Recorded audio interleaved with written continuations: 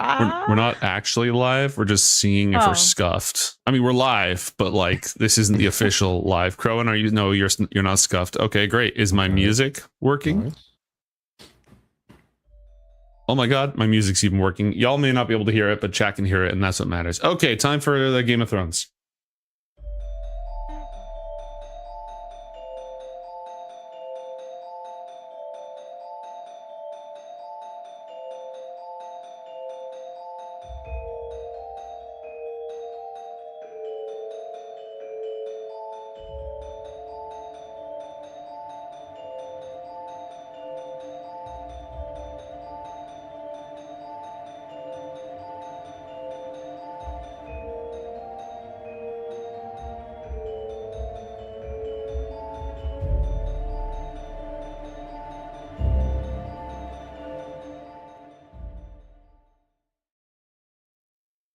It is once again that time.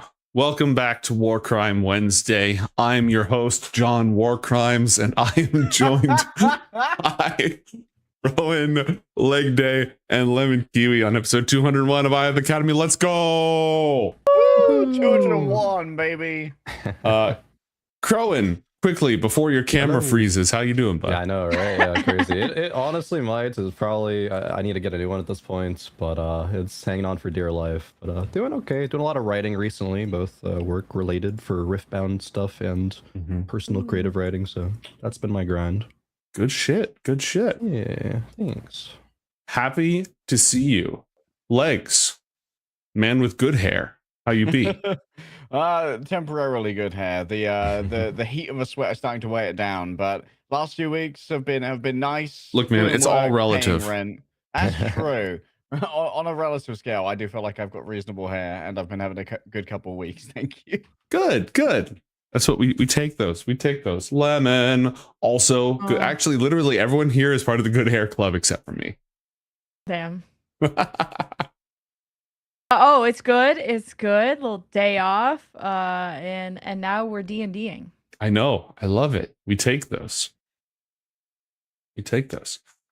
Before we begin episode 201 of our 8-episode mini-series about a bunch of kids attending the greatest institute of magical learning in the Four Kingdoms of Anakra, I will briefly say that I am funneling any Streamloots money into year 7 art. I want to get art done of our heroes in year 7 or, graduated, depending on how long things take. So I will be funneling Streamloots art into that. I've set a goal at the bottom because basically my body is a machine that turns money into art.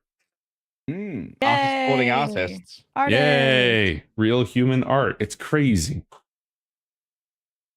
When last we left our heroes,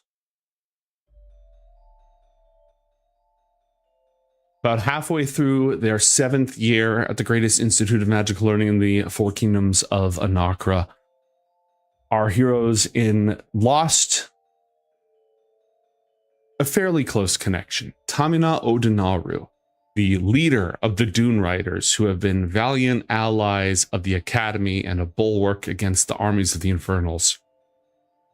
Tamina was assassinated by agents of Imago, the Mirror Keeper, in a blatant and violent attack targeted directly at Pevom, childhood friend formerly betrothed of Garnet. Our heroes traveled to the lands of the Dune Riders and investigated the crime scene, where they found evidence linking a mirror that had been created in the priest kingdom of Nahasu to the crime. That mirror had been used as a portal for the Mirror Keeper's agents to attack.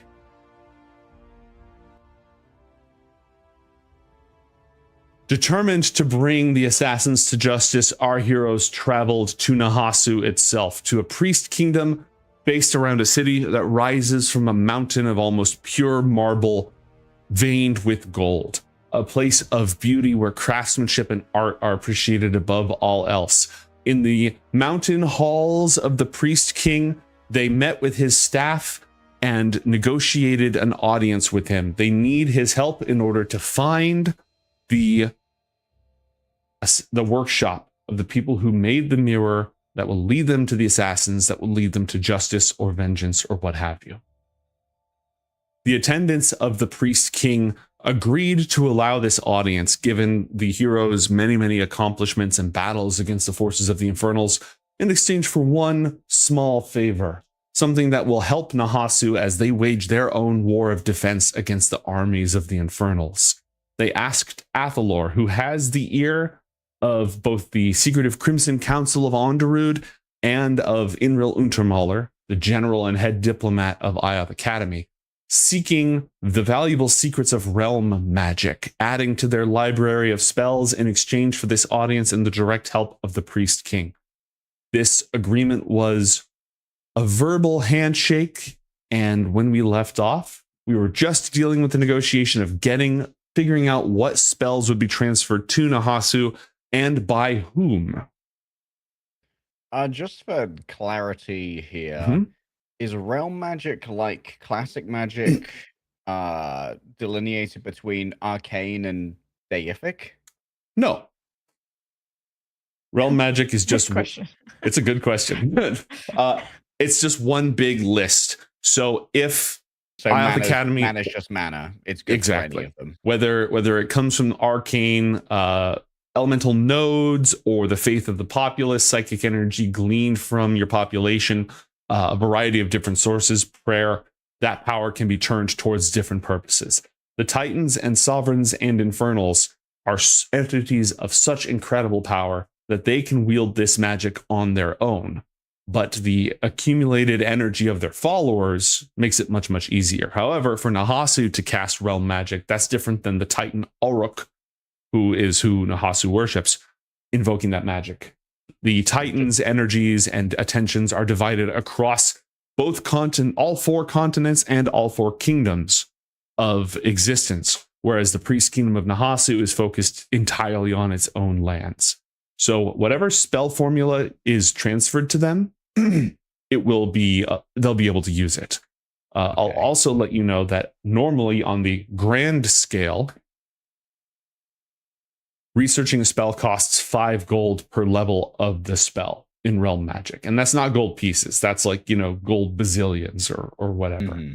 So usually the way Onderud has made a lot of their money is either by creating artifacts and selling them to other realms, or they research a bunch of spells and they're like, oh, it cost us 5 gold to research the Fire Lance spell.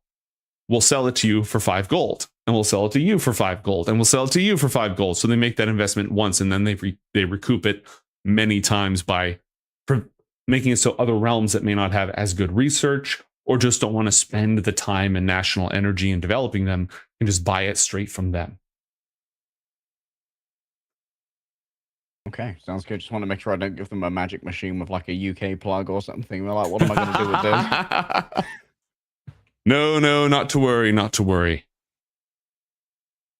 Let me pull up Nahasu real quick. Basically, they want you to get the agreement in place in some capacity and make sure they know what it is that they're getting before you are ushered in to see the Priest King, who's being prepared. The court is preparing for your arrival right now.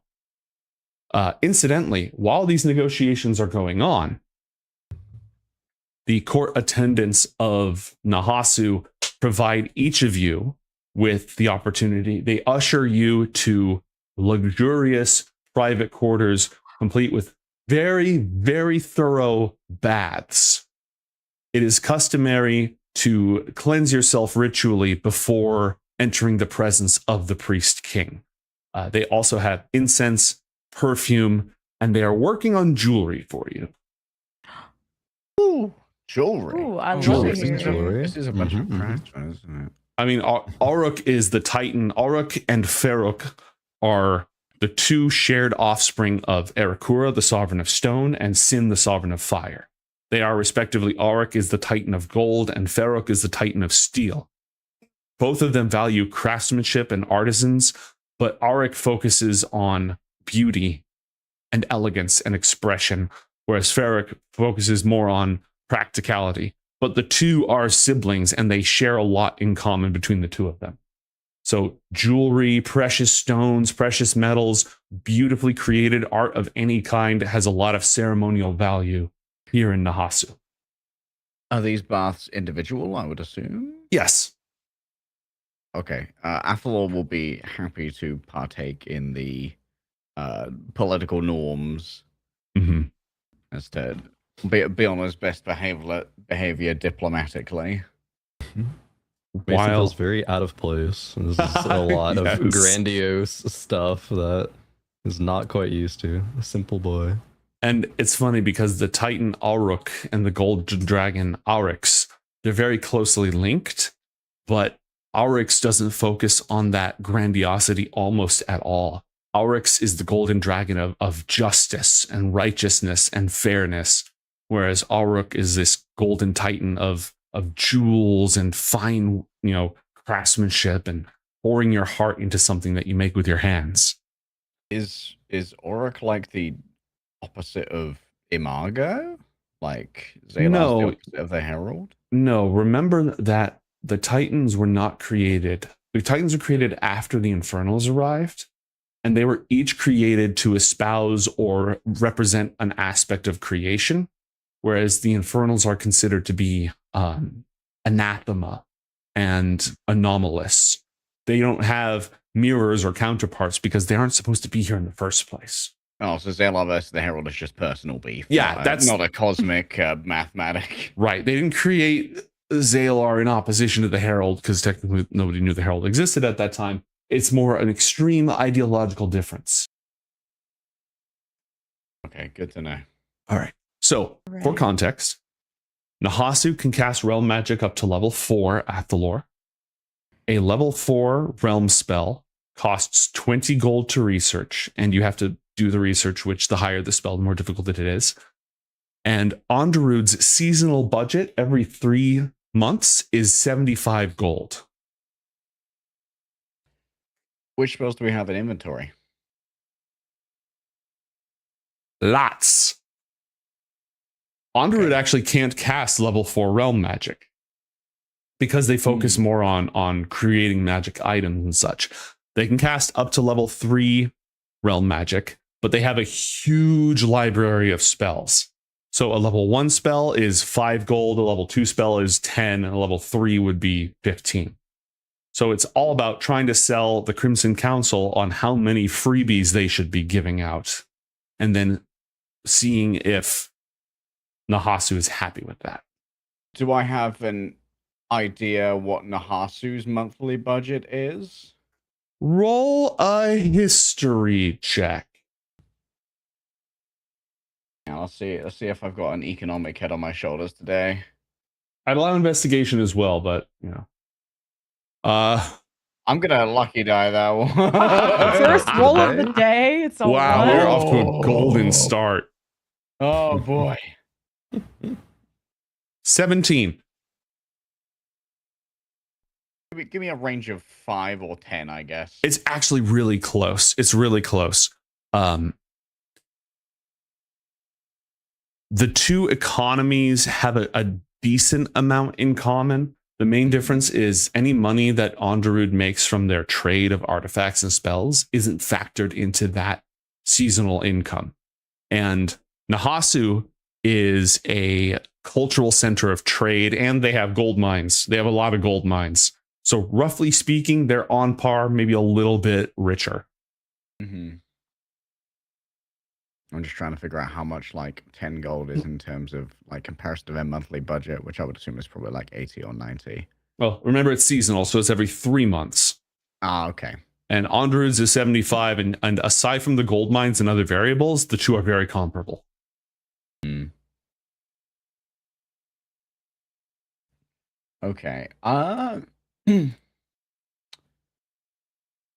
Given that this is a somewhat minor bribe, in my opinion, I think I'd try and pitch them on one level 3 spell. 15 gold's worth of Okay. missed research that they maybe don't have as much access to, given their current politics. Plus, I don't know if this logic carries through to your world, but economies that rely on gold generally suffer a lot from inflation. So, like the non-fungible goods are generally worth more. All right, trading board apes. Yeah, listen, I play a lot of strategy games. Okay. Okay. The third level spell, Disrupt Magic. No, that wouldn't be as useful to them. The third level spell, Charm Nation. That might give them an advantage in negotiations. That's a little skeezy.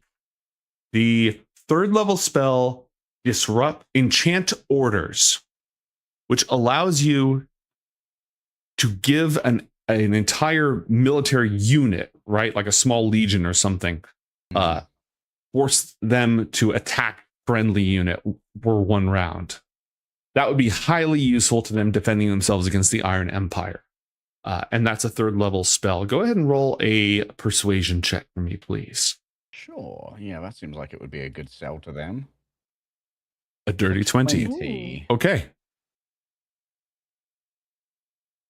Hastily signed papers are going back and forth in your diplomat's pouch, which is like right next to the bath. You just see like a sign of splash and Athalor singing in the shower, and then a hand reaching over to like scribble, scribble, scribble, pull out something, read it, scribble, scribble, scribble, put it back in. It's like a scribe. Like, it's raining. No, don't add it's raining men to this one.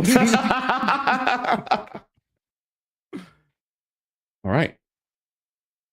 The Crimson Council accepts your proposal, and the Mages Council of Nahasu accepts your proposal. And so the 3 of you have the opportunity to cleanse and bathe, dress yourselves, anoint yourselves with incense, should you so choose, perfumes, and then rapidly, they had to look through their collection. They didn't have time to make something for you. But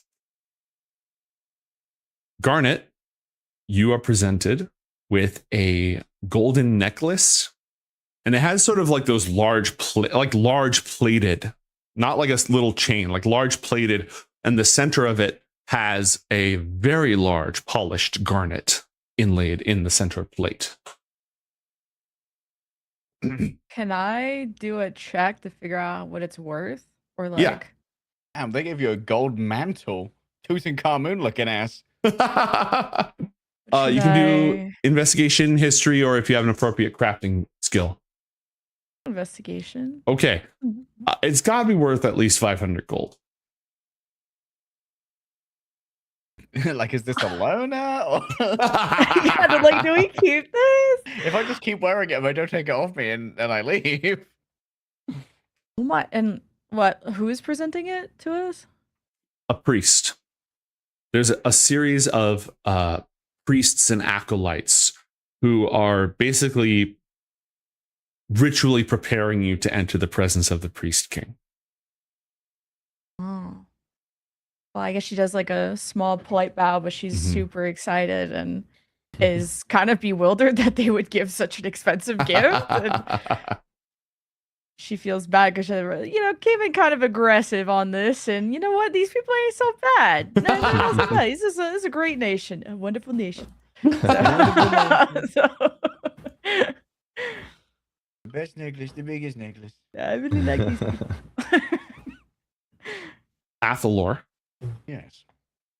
you are presented with it's almost a shawl to like drape over out of an incredibly, it goes over whatever else you're wearing, an incredibly sheer gossamer, and it is stitched or framed with sky steel chain. Very, very fine sky steel chain that almost makes the skeleton of this shawl that drapes over you, and the chains go down a little bit below the cloth itself. Okay. And are there any specific symbols that are like more harshly woven into it, or is it generally just like the chain throughout the entire body? just the chain throughout the entire like shift or shawl. Oh, yes, I'll certainly be wearing that. Or I will ask the priest for the proper means of donning it. Of course. Here, let me help you. And they'll like have you just rock, but it's a scarf. I'm sure that would be very fetching, sir. Fetch. Are we And still doing fetch and auric? it never happened. Mason, for you, they have No, I don't want to do the hand chain thing. I do the hand chain thing a lot because I like the hand chain thing a lot. Oh, you could have like a sun thing between your horns. Go do that. Headdress. It is a golden diadem, like a crown, basically. Oh, Not a okay. huge crown, not a I am a king crown. You know, Yeah, more I'm of a royalty circlet. okay. And it's like flat metal, pure gold, with dragons inscribed, like sketched into the sides of it, etched into the side of it. And the center comes up to a point and it looks like a flame. Okay, pretty sick. Mason already has a bunch of little like simple gold jewelry, so it complements well. Perfect. Perfect. It's gonna look like a gym leader. True. Okay. Is there anything, do you have any questions or anything that you would like to do before you enter the presence of the priest king? Can I ask the priest what the proper method of address is for the priest king? Your Majesty will do quite well. We don't expect people from outside to call them your great golden one or your radiance or anything along those lines. Your Majesty is plenty fine. What of the opposite? Anything we should specifically avoid doing?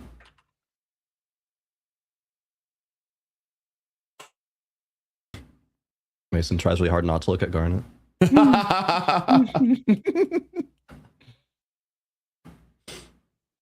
I am confident that the three of you will act with grace, and there is abundant grace for you in return. Just nods. Of course. All right. And as you stand before the great marble doors of this hall, there are acolytes wearing white robes with gold mantles. It kind of reminds you of the mages' robes of Ioth Academy, but this is clearly not the Alfar style that inspired all of that. One of them goes ahead wearing a mask that obscures the top of their face and holding a golden thurible with incense that they're shaking back and forth. And you also notice one on the side with a gem of true seeing, giving you all the quick before you enter.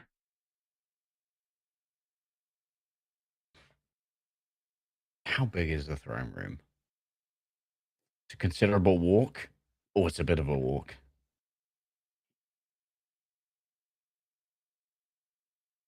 Oh, that's an intense mask. Is that a Warforged?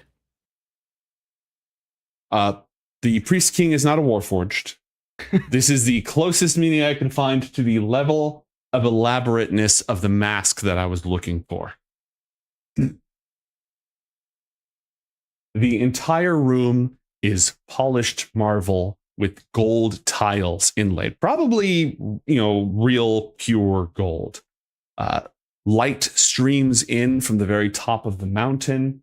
The throne is raised on high. There are acolytes and court officials and nobility and guards along the upper balconies beforehand and along the way. And they form a line on either side of the huge mosaic that leads upwards. And again, some of them are carrying burning, not thurible, censers of incense. Others are carrying just like this person has a gold scepter that they're holding in some ceremonial capacity. This person has golden scales, like just all sorts of different objects of art along the way up. A silver ewer that could be used to pour out wine or something along those lines. It is a long walk. The priest king sits in a very, very tall throne. She wears a mask that covers her entire face. It is solid. It appears to be solid gold. It must be, it's thin, but it must be pretty heavy regardless. It's not a featureless, smooth mask that the Void Wielders favor. And her, what's even the word I would look for? Gown? Robe? Royal robes? Golden chains go down from the sleeves, like an entire curtain of thin golden chains, giving the impression almost of wings as she stands with her arms across with these shimmering curtains of gold thread beneath. And everybody just waits for you to make your procession on up.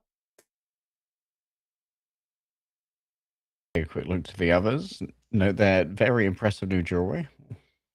Yeah, you all look Yeah. good. Perfect items for you. God, who's taking the lead here? You, right? I'm looking at Athalor. I suppose it would be me for this one, as I dragged us into this. And Athel will begin heading down the hallway towards the foot of the steps towards the throne. Followed by Athalor on the right Yeah. side. Athalor on Onderud of the Althar Refuge of Onderud, Mason of the Blessed Auryx Dragon Tribe, Princess Garnet of Brontha. Your Majesty of Nahasu, the gilded spear that pierces the heavens, your city has absolutely awed us, as has your hospitality. Your Majesty. Mason just gives a bow. Aren't scared to say anything, just nods.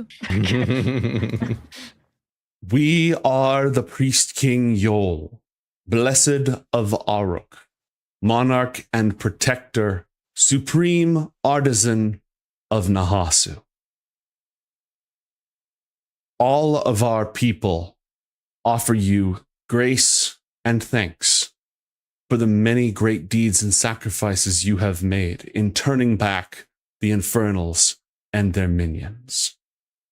Know that you are welcome and blessed here. And King Yol casts Bless on all of you. You can feel this surge of light in the core of your bones, this exuberance in your heart. And all of you will now be under the effects of the Bless spell until you leave Nahasu. Oh, that's Great. not too bad. Sick. We are gladdened to have such esteemed comrades to shield the realms of truth and justice from the Infernals. However, as I'm sure you've been informed, we come with grim tidings and desperate requests. The world is filled with grim tidings and desperate requests. But the three of you are entitled to ask, for you have already given much. We came across an implement used in the murder of the ruler of the Dune Riders that bore marks of craftsmanship from Nahasu. Unmistakable as they are, impressive. Our greatest lead to try and find justice for one of our allied nations struck down lies in your grace to help us find the craftsman who helped the Mirror Keeper's assassins.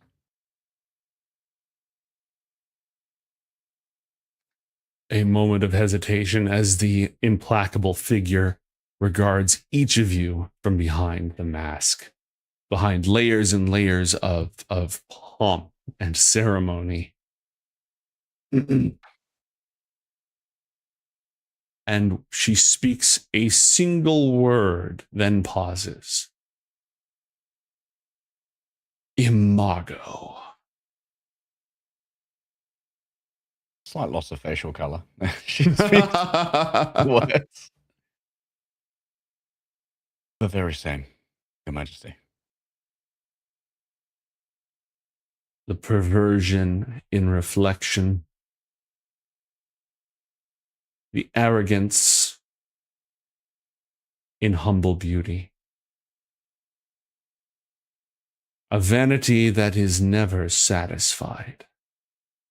We rebuke you. We defy you. Roll a persuasion check for me, please, Athalor.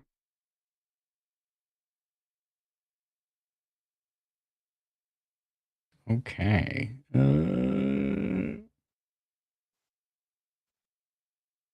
13. Plus only affects combat rolls, right? Not skill rolls. Correct. Saves, and attacks. Gotcha. What aid do you seek from us? We would have your nation's collaboration in finding the craftsman who created the mirror they used when assaulting the queen of the Dune Riders. We require not soldiers nor resources, merely information and your permission to act upon an ally of the Infernals.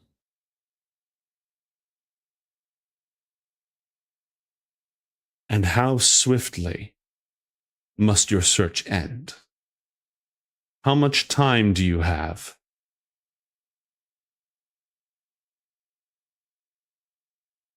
Ethel weighs for a moment as to whether to mirror her naked defiance.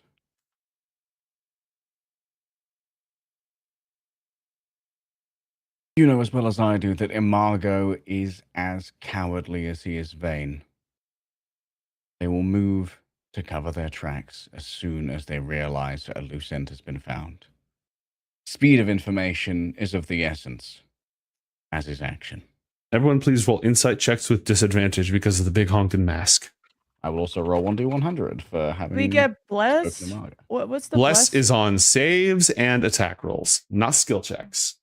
Oh. All right. Oh, I can't get worse than 9, so All right. it probably there. 9-6 instead of 6-9. That's right. 89. 9-6 is just two people who are mad at each other.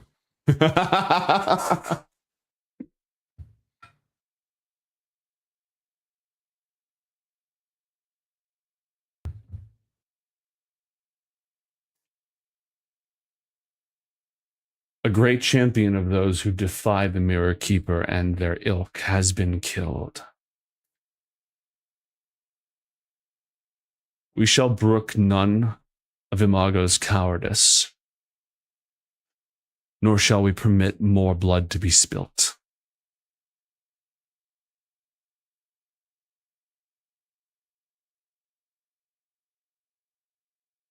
You will have the help of my nation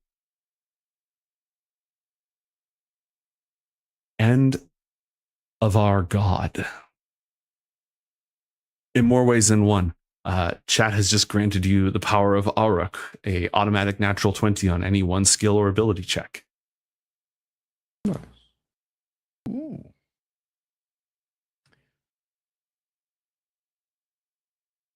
Is there a classic depiction of Auric? Roll a religion check. We're thinking like a Hephaestian kind of crafter here. Oh wait, no, that's religion's the same modifier anyway. Okay. 13. Auruk is usually depicted as a craft person of whatever species is depicting him in that capacity. However, his eyes are often made of gems. His skin is often made of gold. And a lot of the depictions show his heart. Like, even if he is depicted in disguise as a mortal, his heart is revealed and it's made of solid gold. It is said that Auruk and Ferruk's twin blessings are a will of iron and a heart of gold. Is there a detailing on the chest of a priest king? Or a bear chest at all? There is a large golden plate in the shape of a diamond right there. Okay. I let her do her proclamations. And Chad has just played a Grim Reflection Imago card, so the scales remain balanced. Oh, fun.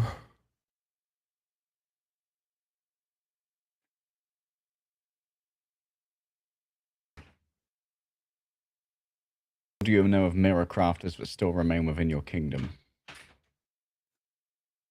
Too numerous and gifted are the artisans of my mountain. Your search, this search, could take weeks, months. And this I will not allow. Leave us. And everybody nearby immediately bows, except for like the guards. And they start shuffling out through the doors. King Yul murmurs something to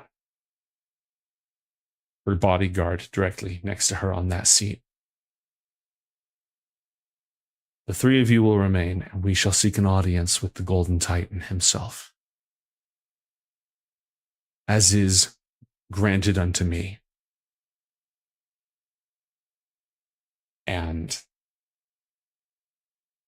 King Yul rises and is escorted off to the side.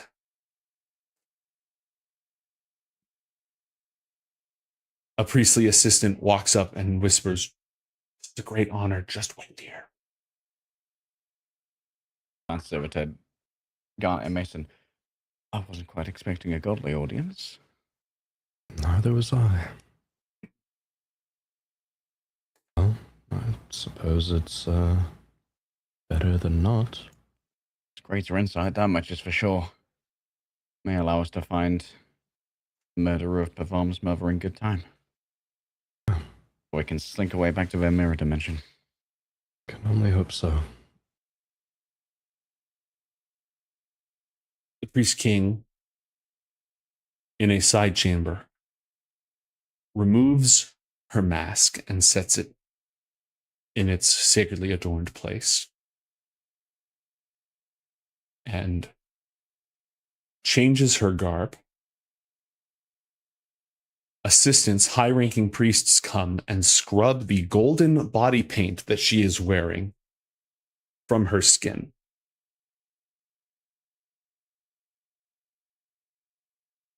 When she returns,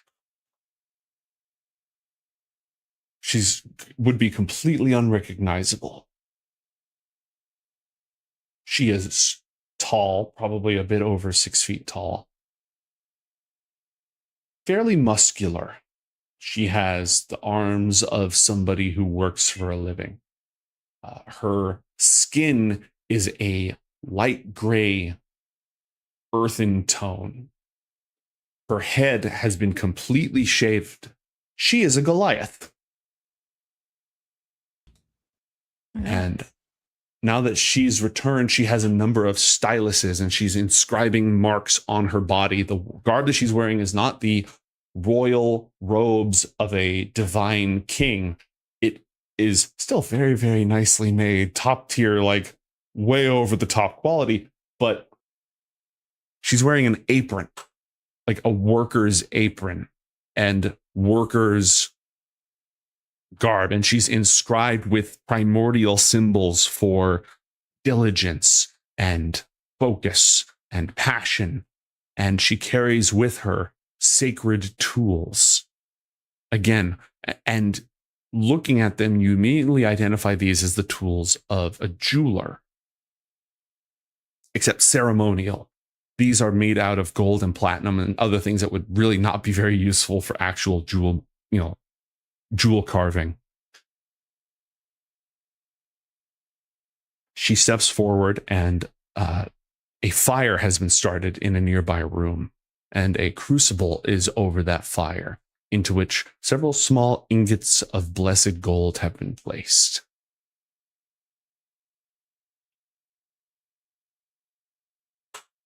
She takes a lens of quartz that is on a golden loop and holds it aloft in one hand. A priest brings forth the crucible, and she takes it in the other hand. And she speaks aloud the name of the Golden Titan, Aruk, and she drinks the molten gold. And I'd like all of you to roll a dexterity saving throw. Yeah. 17. Fun fact, you are blessed. You get plus 1d4 to this. Nice. Let's go. Hey, not 20. Easy. Can All he right, a catch? 9. Like, can I grab 18. Mason's shoulder with a nat 20? Yes. Just extend my arms so The just hold strong. throne room shakes, shudders, and then the entire room drops down through the mountain, just plummeting like a rock.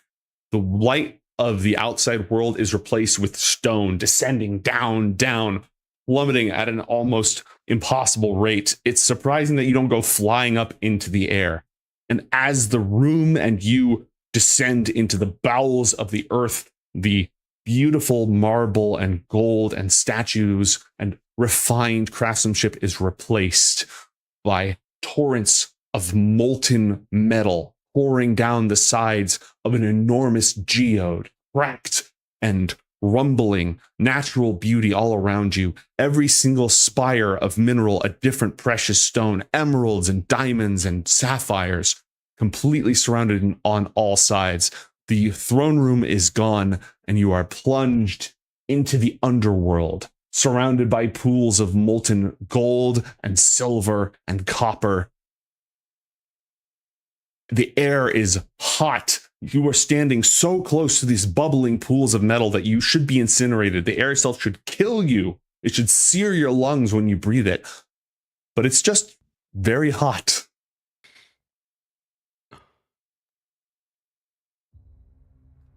This is the Fuck is domain of going on? Auroch. From the oceans of liquid gold,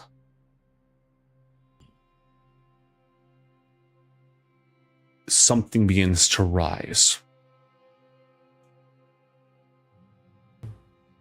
I'd like each of you to roll a perception check, please. Oh, Hey, your finally, turn for the my nat 20. turn with the nat Her 20. eyes are working. Okay. Garnet. Everyone else is gone. Except for you. But the moment you look for Athalor, he's there. He wasn't there a moment ago. He's there now. The moment that you look for Mason, you see him. But until you were like, where is he? And you were specifically looking for him just in your peripheral vision, he was not there at all. Is this the effects of a spell, or is this like an illusion thing? Roll an Arcana Or- check.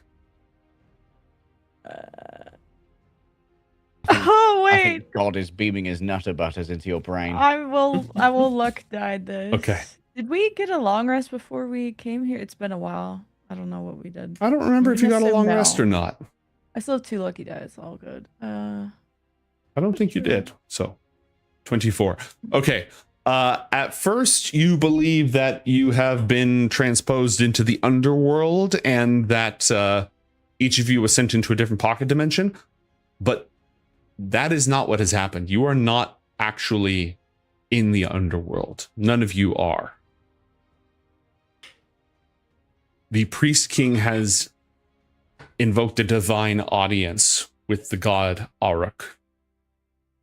And Auroch's presence has manifested itself within the throne room. Physically, you are all still there.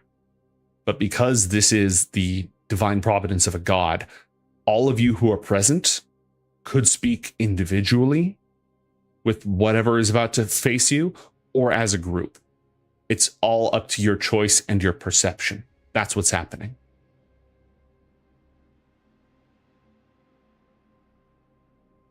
I think I'd probably let the God speak first. On that note, an absolutely colossal figure rises from the molten metal, itself simply made of more molten metal. A dripping golden giant, nearly shapeless, with no visible features, constantly flowing as if bubbling up from above and then pouring out down the sides. Maybe there's a solid statue underneath all of that that's covered. Maybe it's just liquid gold, towering above you, 50, 60 feet tall. And even though it has no face, you know that it's looking down towards you. And it holds out one hand and it opens that hand, and from its fingers, streams of molten gold drip downwards. If 3D printers had been invented, it'd be like a filament 3D printer thing, but they haven't. So it just sort of moves its hands as these threads pour down, forming something before you, cooling almost instantly, making a body. A body of now solidified but moving gold, with its features indelible and beautifully carved, living muscles and skin, eyes of gemstones, hair of flowing silver, and horns of gold for Crowan. Each of you sees before you an exact replica of you, made from living gold and jewels.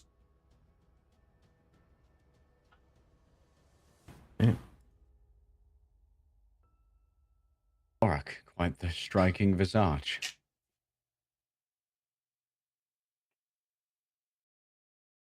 Do we still see the priest king? Oh, you're muted. Muted? That's the priest king on the outside talking to us while we're spellbound. Oh, No, still he's still muted. muted. Something's I'm deaf. broken. Uh-oh.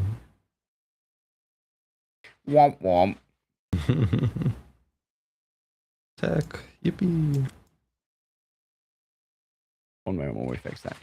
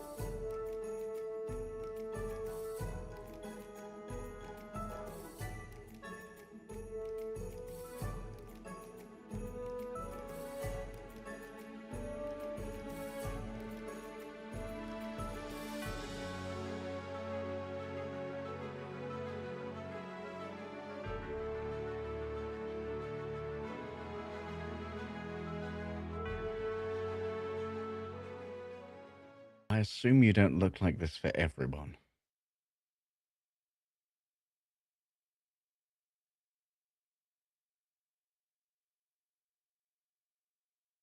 I always want you to see you.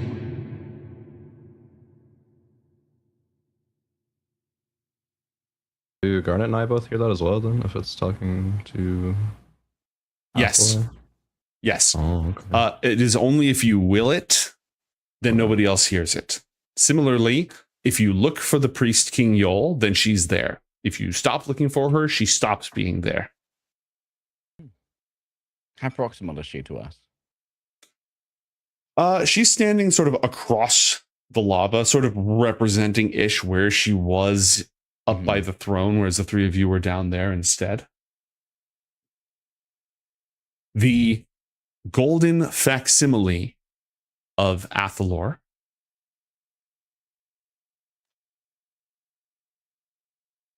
produces from its hands a sculpture that you made in your 4th year.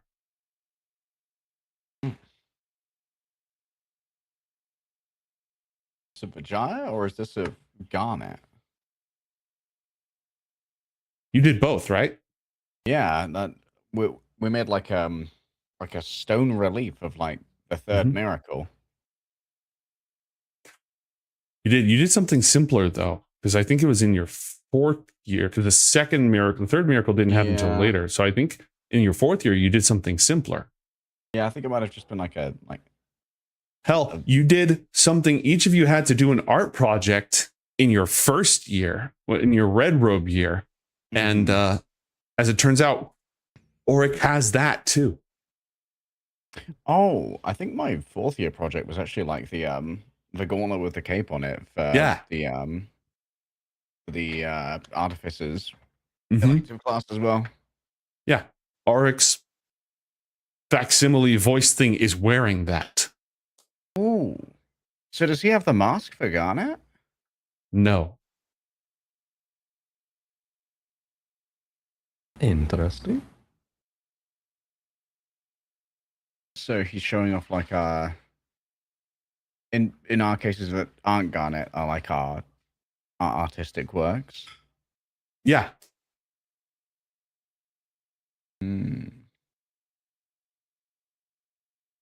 Everything you've ever made with your own hands because you wanted it to be beautiful, you wanted to make something that looked good, that was good, Auric has it.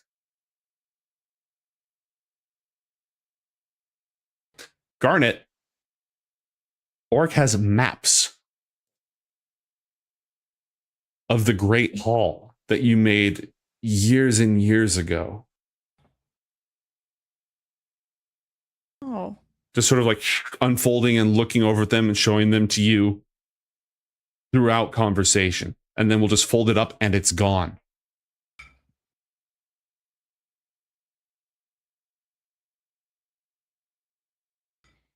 Hmm. Hmm.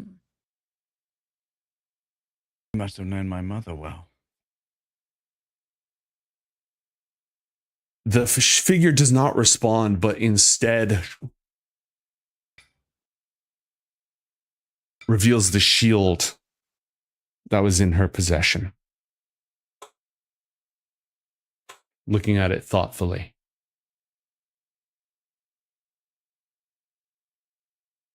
The same ones who struck her have once again struck those who defend against the infernals. We need your help to find the craftsmen who aided them.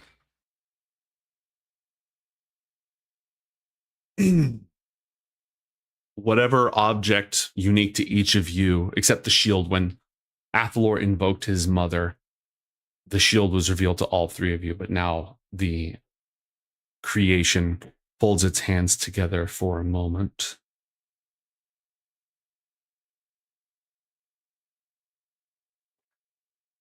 And then pulls from the dripping lava a sculpture of the city made of marble with all of its buildings and rings and castles and courts and houses, all of them delineated in miniature in gold all the way around it. Sets it down.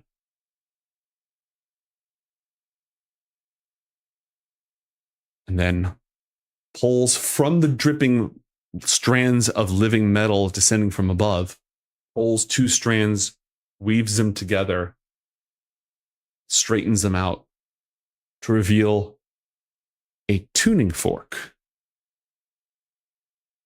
made of gold.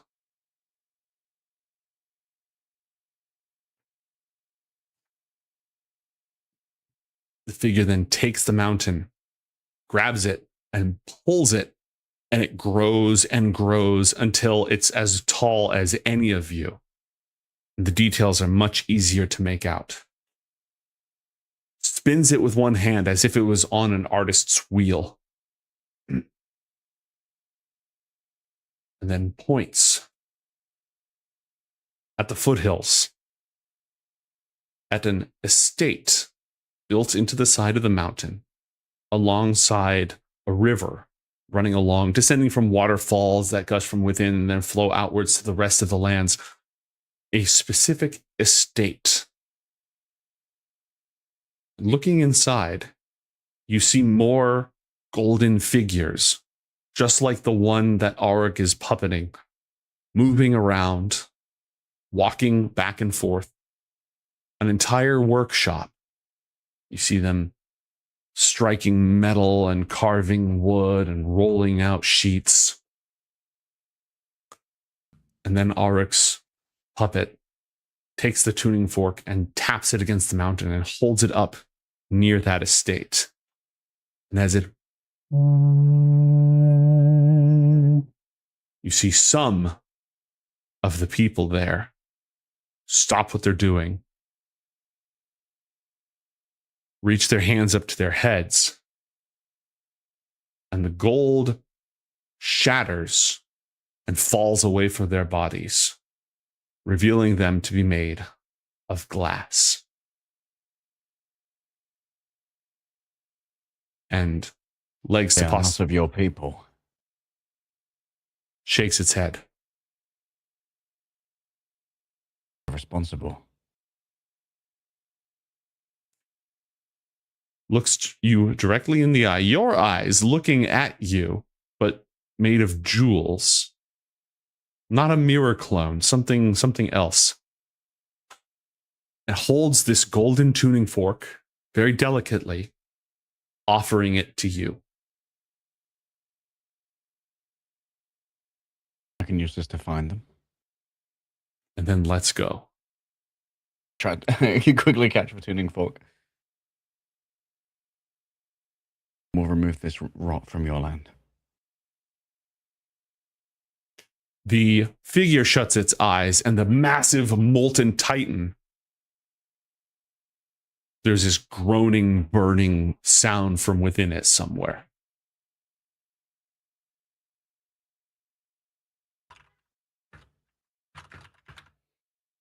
Imago will not stop us.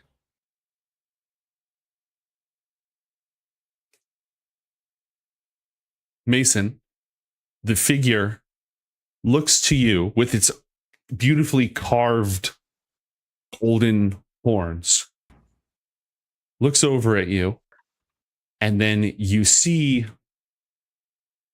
even though it's made of solid gold, parts of its horns begin to glow red, molten hot.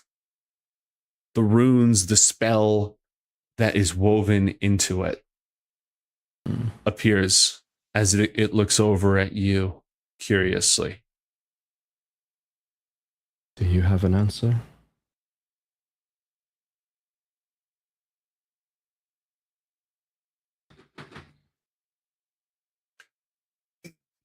It reaches over gently, but sort of authoritatively, and wraps its golden articulated hands around the horn and sort of pulls and looks.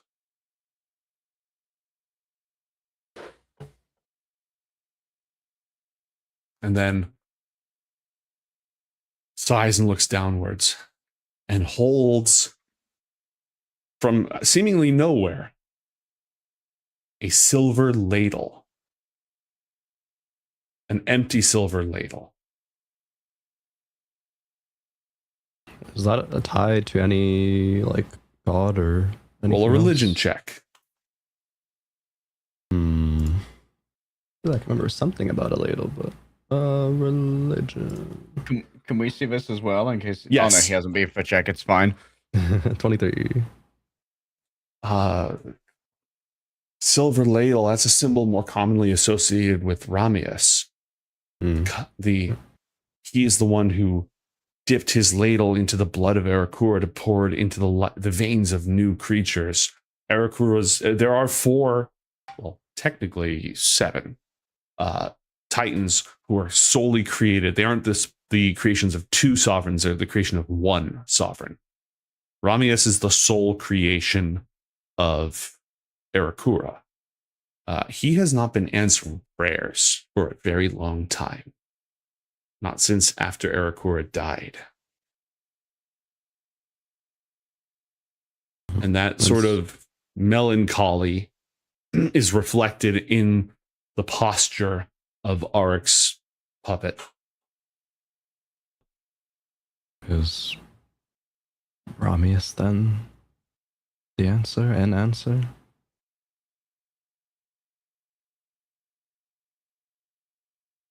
It shakes the ladle. The ladle's empty. Roll 1d100 for me. Oh, sure. All right. 38.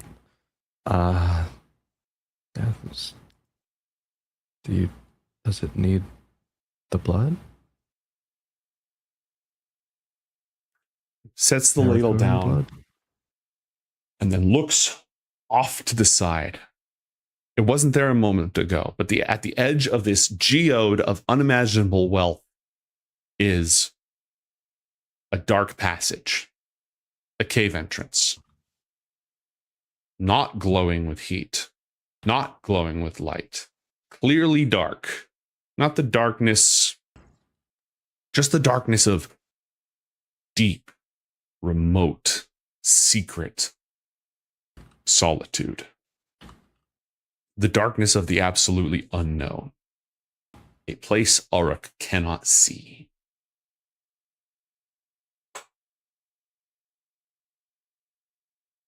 And that's what I'll have to figure out for myself then. If you can't see it, can't get to it, could I? The puppet takes a silver ladle, points it off uncertainly at that dark passage.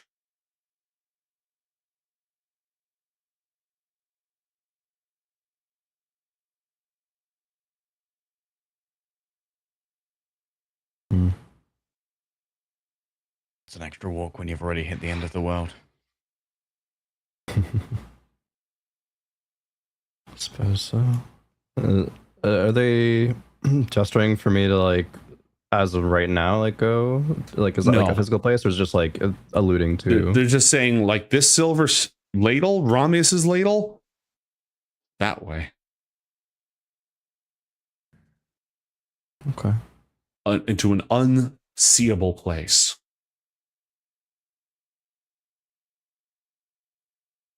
Thank you.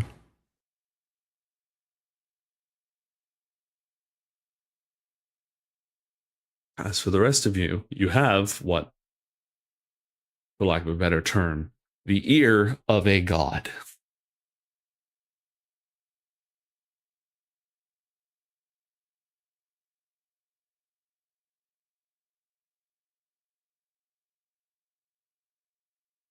Are there any technical questions left about Garnet's sphere? Sphere. Like Cube. the dark sphere. Cube. Not the cube, sorry. Would he know anything? I don't know what he knows. Like, I don't know what to ask that's even in his wheelhouse. I mean, if there was someone who could figure out, like, the crafting method to contain a certain amount of energy, he might be one of the few experts in the field. But it's void magic. Void tends to be Yeah. inimical to, reality, and the Titans are linchpins of reality. Yeah, probably shouldn't follow up on that one. I'm trying to think of. Is he mostly like jewelry and shit, or is he just any crafting? Any crafting, like elementally, fire and earth. So jewels and metal smithing and stuff. But beyond that, beauty in form and dedication to craft in general. So thus your maps. Auric is not the god of map making, but anything that you do, like anything that you make with a sense of joy or anything like that, falls at least somewhat under Auric's domain.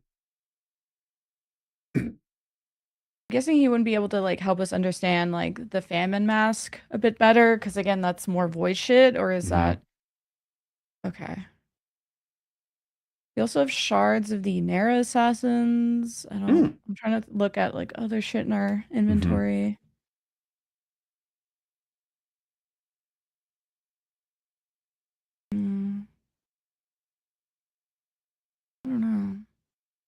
We were gonna reconstitute Naomi. Is there anything like object-wise there we want to discuss? Crafting a soul. That's like crafting, right? Hey, you ever crafted body before? I mean, he crafted a body from gold here. Yeah, it's a whole lot of gold. Wait, we are kind of rich, right? You are Make a very body out rich. of You are gold. pretty rich. You're fairly rich. Perhaps some advice on crafting a shell. Like, what's that vessel? The iron flask. Mhm. Seems to be something we kind of like and want to have. But Yes, actually, you're right. And asking for some insight on crafting an iron flask. it's like, is it we can do it? It just takes a long ass time, or is it we don't know how to do it? The specifics for creating it. All right. So what I would say in hundreds of years in the future is that the secrets to creating it have been lost. This is sort of the golden era of magic. So what I would say now is that creating one is an enormous undertaking because it's strong enough to contain a dragon god. Like it's an unbelievably powerful thing. So it requires huge amounts of power and special materials to create, which does not put it beyond the pale.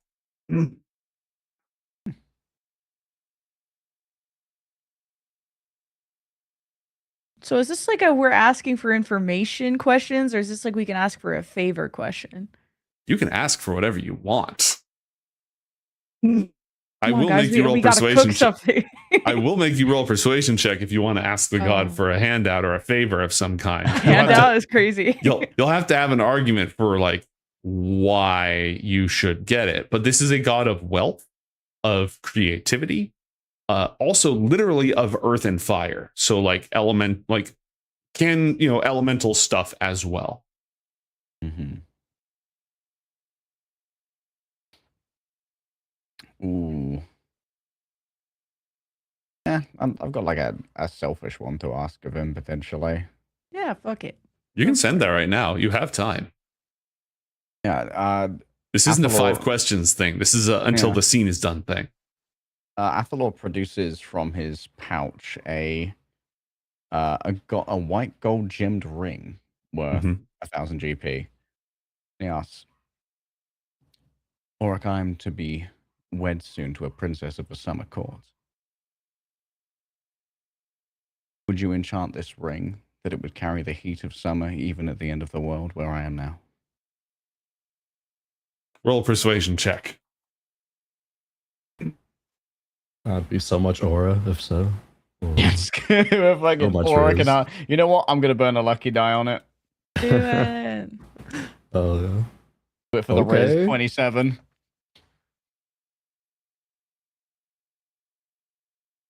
Your gold and jewel made facsimile immediately gives you a big smile and holds out one hand, I dropped the ring in it. closes the other hand over it, and then holds both hands above his head and opens them. And that molten gold of the god's substance just like pools into his hands, but it doesn't bubble up and flow over. Instead, just this heat and this light radiates outwards. And though you are in the heart of the earth, you can almost feel the sun's warmth from above. It's not quite the same. That's more of Zalar's line of work.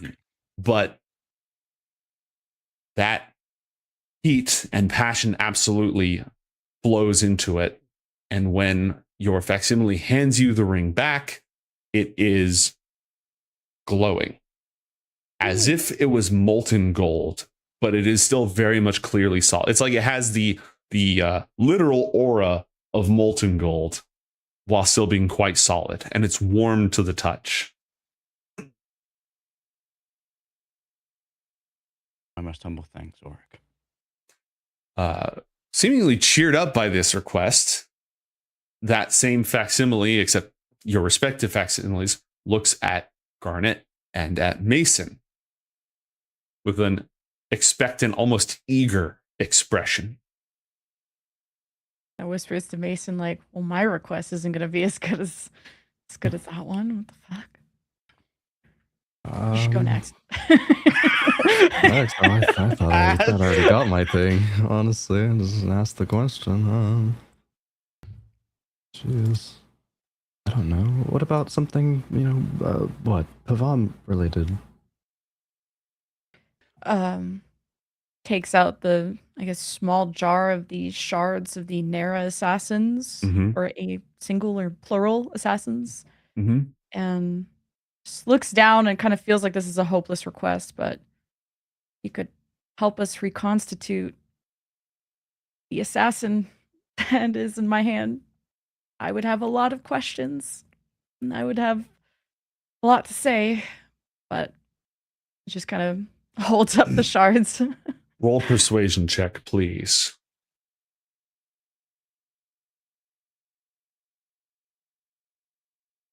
Oh, where did my window go? I lost it. You got a dirty 20. Okay, there we go. Arik looks at it, and your golden facsimile of you sort of does a and reaches out to take it. Minecraft villager. Just like kind of carefully pours the shards in his hand. Looks down at those shards, frowning, thinking for a moment.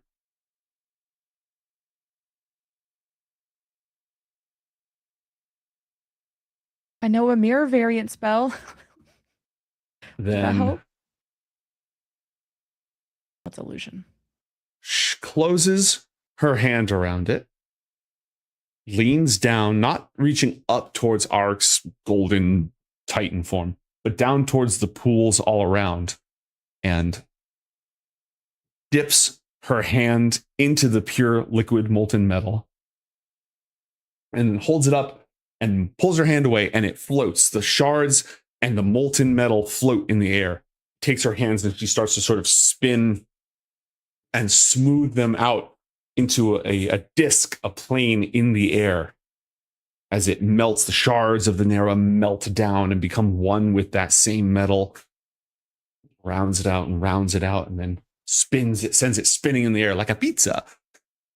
Until, Shut up, and then clenches her hand, and the heat flows out of it, solidifying it into an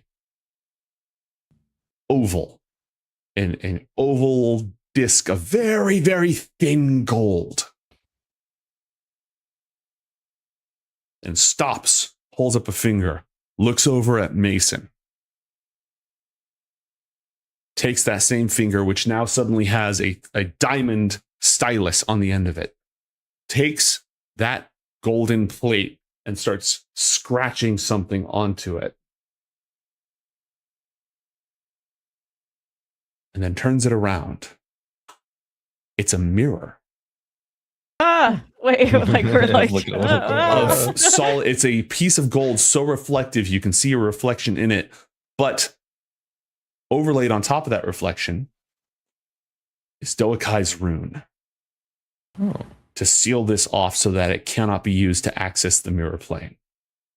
But then Art takes that reflective golden plate and hands it to you, Garnet.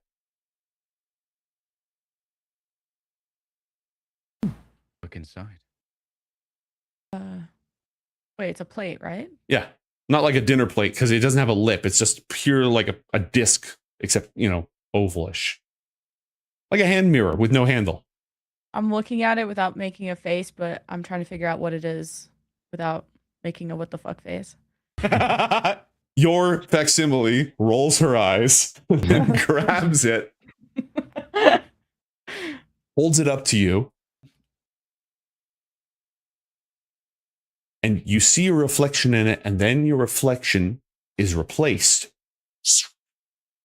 by a Nera, a being with where a face should be, there's just a reflective mirror surface. For a moment, it looks like you put your mask on. It's featureless, just like your mask, but it's not. It is a reflection of a dead Nera assassin. And it's looking back at you. Hello? Did you kill Pevom's mom? What do I want to use? Oh, I know what I want to use for this. Okay, let's see if voice mod is going to crash this time or not. I never would. Notoriously reliable. Extremely stable software.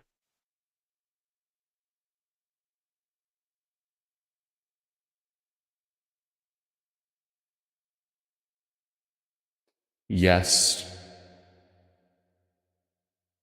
Looks at Mason. What the fuck? Is that like the essence of it, spirit of it, actually it? You said you had questions, so. I didn't think she would. This would.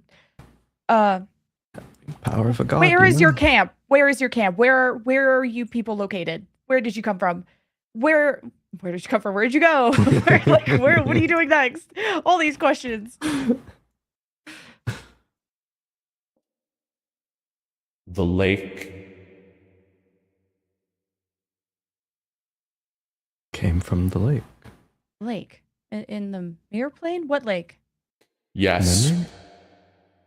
Wait. Have water in there? What the hell? Yes.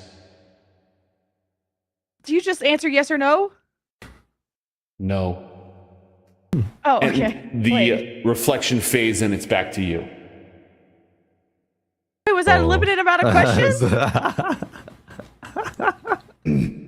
The your facsimile does a silent, voiceless sigh, then takes a tiny ball of molten metal and raises it across and over in an arc, like the flowing of the sun. So every 24 hours, I can ask a few questions. Nods, then bangs it. And the reflection appears again. Because this is a god we are talking about, and until you leave, that restriction doesn't apply. Oh, Athlor, here's the assassin that killed Tamina in this plate. And we can ask some questions, a few of them every day. Oh yeah, you're muted. He said he's in the lake, or they came from the lake in the mirror plane. It came from the lake in the mirror plane. Mm-hmm. Is the lake in the mirror plane a unique location or mirrored from the material plane? Unique. Well, at least I don't have to worry about Lake Nenri. When we were in the mirror plane and saw some shit, we came to a certain point. I don't remember if there was like water or a lake or something in where we explored. Yes. Was there? There This was? is you Okay. saw either you saw it yourself or your scout, your arcane eye saw it. You saw a massive, massive lake that looked just like a huge mirror, but it was liquid. And like something came out of it, Yeah. if I remember correctly. Okay. So where these things are made, perhaps, or at least where they enter What? from. What allows Vanera to travel to a material plane when they're not replacing someone? It's the last thing you said? What allows Vanera to travel to a material plane when they're not replacing someone? We are not reflections.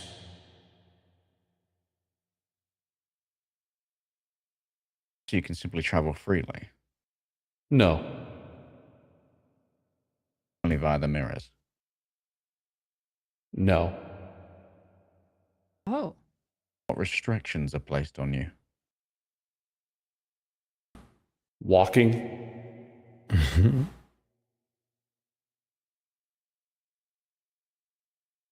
Why did you kill Tamina?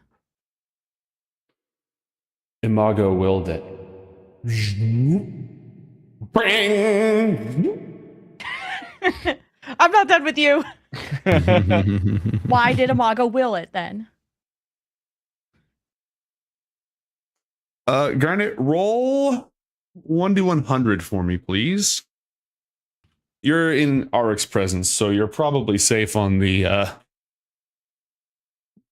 naming an infernal front.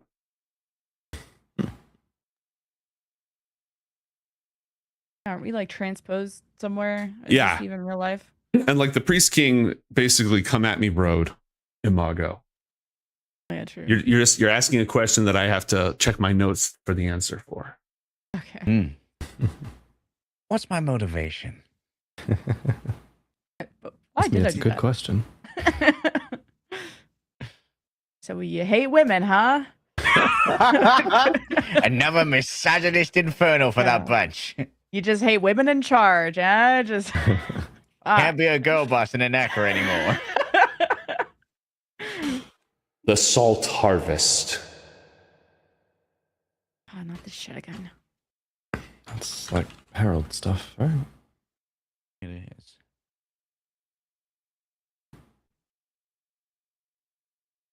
What's Imago's relationship with Ramius? None. I don't know.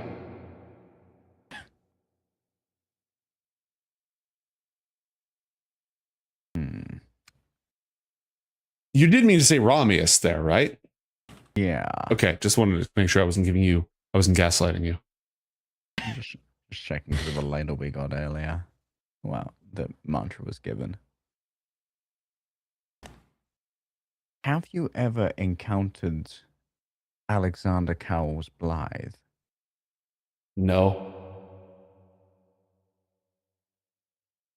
Do you know of him? No.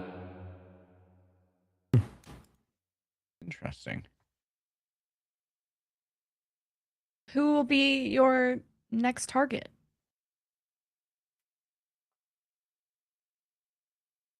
You. The fuck? Why me? What Like, you say saying, fuck fuck me me for? Bring it back, bring it back. I gotta see what else I'm saying, fuck me for. Just bangs it, like waits till she goes to bang. And I'm just like, why me, bro? Blood. I don't know what type I am. What I about think my it's the blood? holy. You just hate me, or is there something about my blood? All of your blood.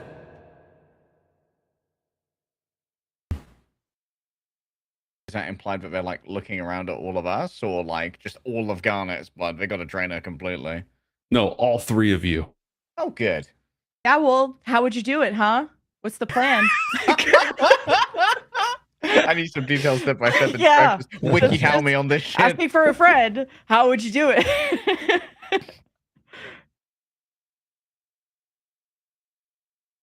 Following Ulu's orders. Ulu.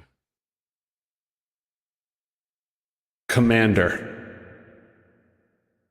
Were they present at Tamina's death? Yes. Son of a bitch. Where can we find them? The lake.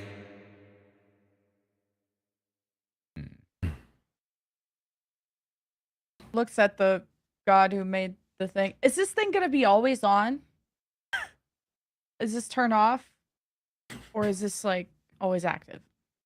Your facsimile holds up 5 fingers. 5 minutes? 5 days. Times? 5 hours? 5 days? 5 years? 5 questions per day? Oh. So I have to activate it. Your facsimile bangs it and then flips it around and goes, waves hand like nothing, and then turns it around and nods. Oh, okay. When's Alright. the next time you'll be in the mortal plane? Or your, well, not you, but the gang. When you're coming by. When you coming by?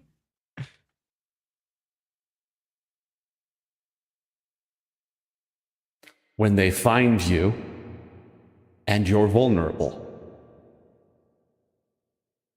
Can't find us. I feel like we're the most findable people on Earth. Oh, we move fast and loud. We can find where we were, but not necessarily where we are. Veils, wards. You as you are there in that piece of metal thing, gold, whatever, I can't relay any of this information to them, right? No. Okay. Just wanted to make sure.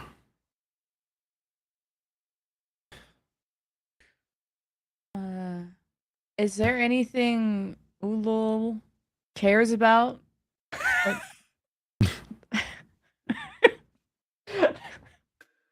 Getting your blood. I get it. Does he have hobbies? What could we do? Is he like jet skiing? like, does he care? Does he have a family? Does he like have any attachments to the mortal plane? Like, Ulu obeys. Ulu doesn't want to die. Simple person. What do you know of a salt harvest? The Herald is planning. All three of you, many lives. Sacrifices? Tactical objectives.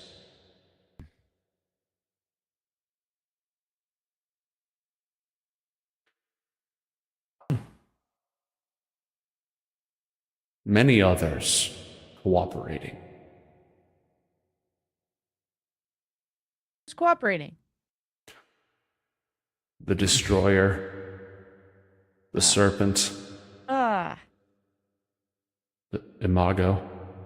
how do you not know Alex if you mess with all those people? That's crazy.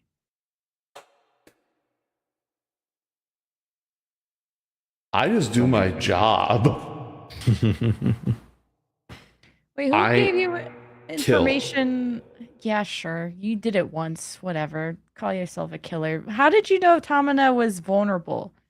Like, who gave you the insider info? Ulu. Okay, how did he get that insider info? I don't know. Sounds like we gotta lure this Ulu person out by making him think you're vulnerable, Garnet. Not just her. All of you. Or anyone, sure. None of I like you. Garnet the most, hate all right? of us. Like Garnet the None most. of you are to be killed. Oh, nice. Wait, then what? Tortured? Replaced? You gotta be killed to be replaced, right? I don't know. No, not to be replaced.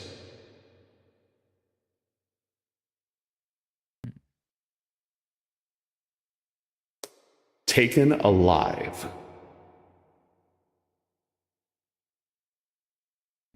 Taken. A negotiation? Hostages? I don't know.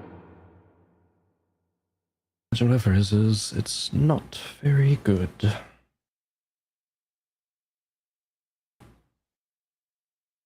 Are there people watching us right? Not right now, but are there people watching us on the outside of this? There are people trying to watch you. Guys, I'm gonna be so paranoid. Has anyone within the academy been replaced? I don't know.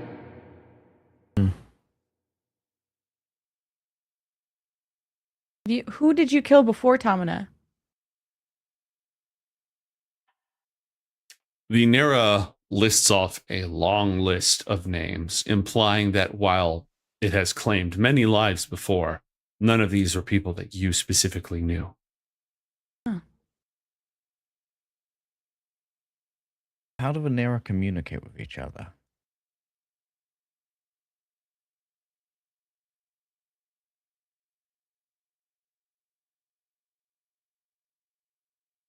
We speak, but we hear his voice.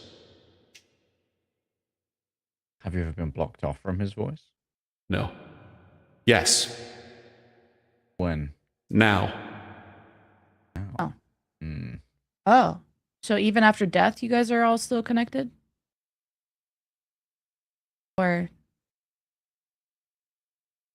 Nira die? Yeah. Or do Death- they return to the lake? Death is the end.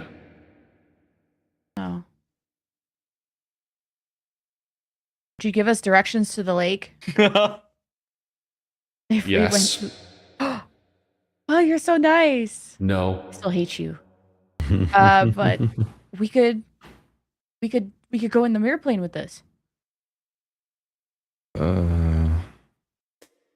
Your facsimile immediately gives you like a look. Look, wait. I have a mirror variant I could send in there. She could blend in perfectly.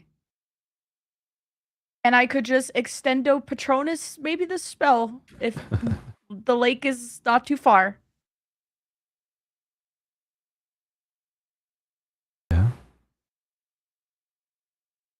Could work. Okay, well it's just if we can't get him out in the mortal world, there's always a little scouting mission that we could do if we're bored one weekend and we don't want to study. We could work on our high magic. I would consider this to be extracurriculars. We could write this off on our mana budget.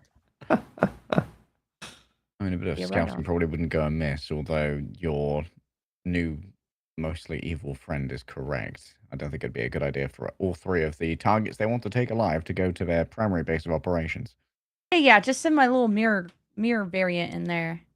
And just because I could see through its senses, and then I could go check out the lake real quick. But yeah, how far is the lake from the nearest mirror entrance? Or how far would it? How long would it take to get to this lake? Distance is different, but it's never far. Never far. Like when you go home, how many steps do you take to return? I don't have a What does your Apple Fitbit. Watch say?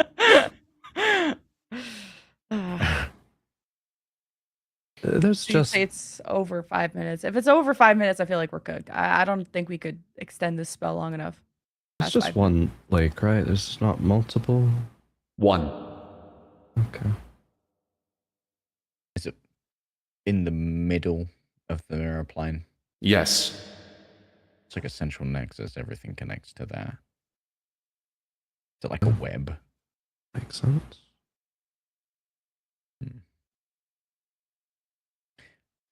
How many of you are there?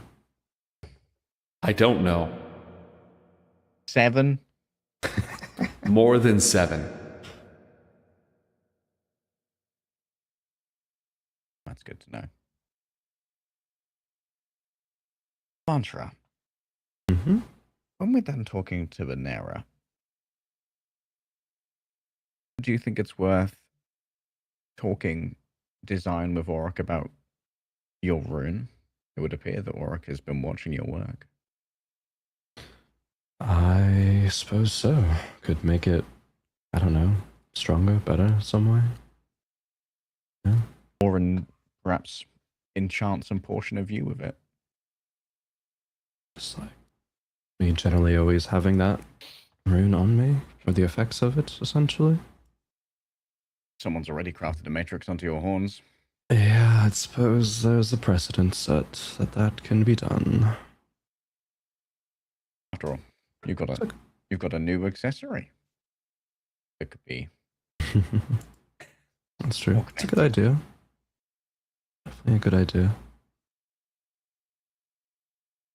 Well, let's not all jump into the lake, but definitely some scouting is required. Yeah. When we're ready, we can make a move on them, perhaps, and find this Ulu. I don't think I'm finding any. I can't think / IRL search up any find water spells that would kind of lead us directly to it easily. It's not like a sense humidity I assume either. From our scouting time, was there any like object near it or like thing that like locate object would work on if we were trying to search for it? Don't know if. Hold on, give me a sec. Navigation.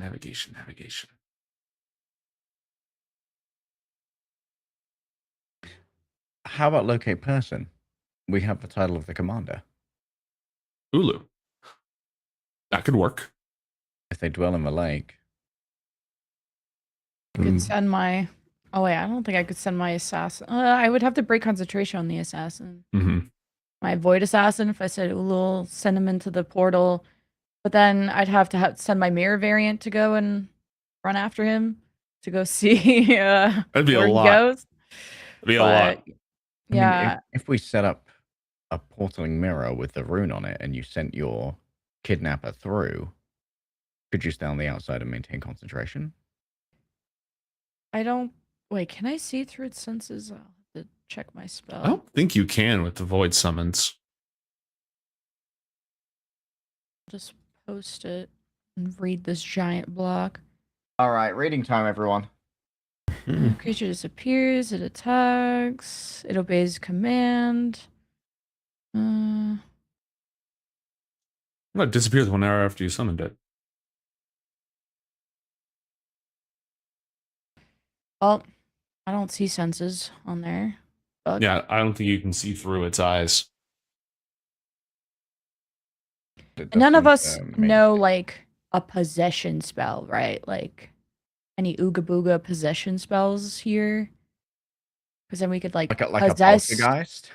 Yeah, we could like possess the guy and send him in to the mirror plane. And There used to be a spell like that. There absolutely used to. I think there might magic jar. I think the spell's called magic jar. Because then I mean I could do the Lurkale special of just fusing with a was it she fused with shadow bitches, right? It's a level 6 spell, and Magic jar. it only works on humanoids. It's level 6 necromancy. You can body swap. Body Freaky Friday shit. She combined with like shadow creatures, didn't she? Wasn't that special? Lurkale, she was a shadow fae who you brought to life with devil blood, or demon blood. She never did any merging. You're the one who ate her. I swear she possessed people or possessed shadow creatures. I'll have to think back. Oh, she could hide in someone else's shadow. That's what it was. Yeah. Oh, she it's could their turn into shadow, a not shadow. their body. Yeah, she could just like be a hitchhiker in their shadow. Ugh. That doesn't sound fun. I won't let you get your steps in, that much is for sure. Cause like you know the whole gate thing, you know how you like kidnap somebody? Yeah. That doesn't work like cross platform, right? What do you It mean? only works cross-platform. Yeah, it only works cross-platform. And it doesn't So work. we could just kidnap them. So if Ulu is in the direct like company of Imago, then it won't work because deities can prevent gates from opening in their presence. Short of that, it pretty much always works. But it only works between worlds. So if you were in the mortal realm, you could try to gate summon Ulu, and unless he's hanging out with Imago or in like Imago's personal domain, which is not the entire plane of mirrors, it's just like part of it, then it will work. Because then we could go to like Irilek and just Skype call Imago while he's on the phone. Just like You with gate Ulu? like, Just like, hey, so tell me your entire life story real quick. Just like real quick. Like, Okay, don't leave out any details. So on that Send note, Ulu away and tell me the top 10 things you hate about that guy. the God Veil does not occupy 100% of the entity you're talking to's attention. It doesn't take all their attention away. But also doesn't take none of their attention away. Well, like, what if you hard rage bait though? Like, what if you're just so annoying? It's like Your job- multipliers on this. Your job is to troll the shit out of Imago while we abduct his head assassin. That's It's the most Ioth Academy fucking mission I could think of. You're not wrong. Yeah, you gotta challenge his vanity. It's like, sup, bitch, I heard you gained weight. Heard you fucking hate me. What's up with that, huh? You know, is it the God Veil, or are you looking a bit chunky today, Imago? Damn. Hefty looking infernal. Imago Zempic. Damn. Bad shame. Yeah, fat shame Imago and you battle again as a day. He'd probably just be like, excellent, you have learned my lessons well. Physical appearance is all that matters. Dude, a rage bait mission would be I would be suited for.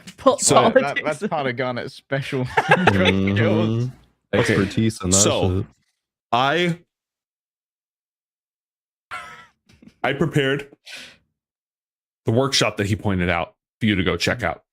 Oh, However, oh my bad. We can no, because gate abducting, because you know the name of the boss of the operation. Ulu is the boss of the operation. This workshop is a loose end. It does need to be dealt with, but like trying to rage bait Imago while gate abducting Ulu would absolutely still qualify and be classic Ioth Academy. I will give you until the end of the break to ponder if you want to do that and think of anything else you want to ask the Golden God.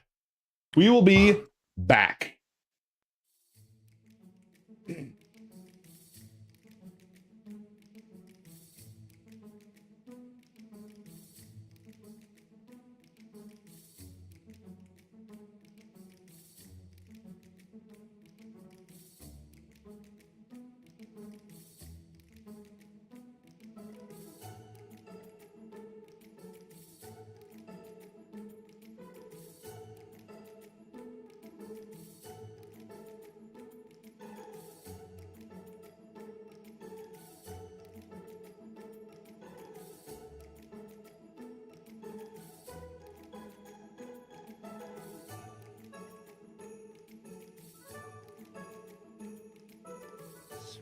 I don't know if it's what I'm smelling, but it often smells a little bit like baked goods.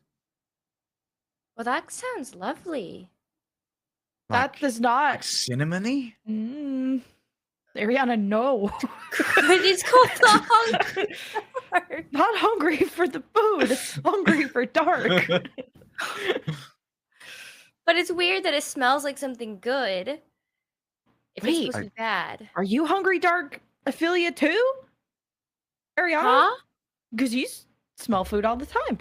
But I'm just hungry. I don't think I'm dark. Pop! This boggle explodes into sludge.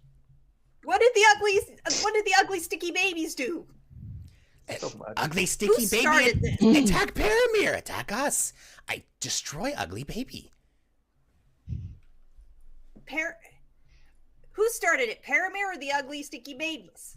Hard to tell. I'll pop out of bush. It's To be just certain. popping out of a bush. They live in bush. Wait, They pop do out you of bush. kill everything that pops out of a bush? If it stinks as bad as this ugly baby, yeah. Oh, well, I've known a lot of stinky people who are actually very nice. You can't judge a baby by his stink. Lash looks at you, kind of confused, but also kind of in awe. If Ezek can look past stench of ugly baby, Lash can look past stench of ugly baby. Do minor illusion and create a top hat, milady. Just walk 10 feet away and then You need her. She's so angry. If you ever milady me, I will punch you in the face. You'd have to be a lady first for me to milady you.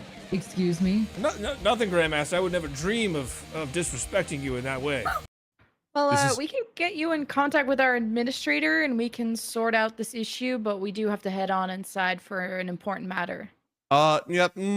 Important matter is going to have to wait. Sorry. Slight matter of defamation of character. No, I've been read in entirely on your little mechanical big gob that you crafted up, and having my name bandied about inside that big fancy school of yours, getting all sorts of unwanted attention from the big horned man himself. Ooh. Well,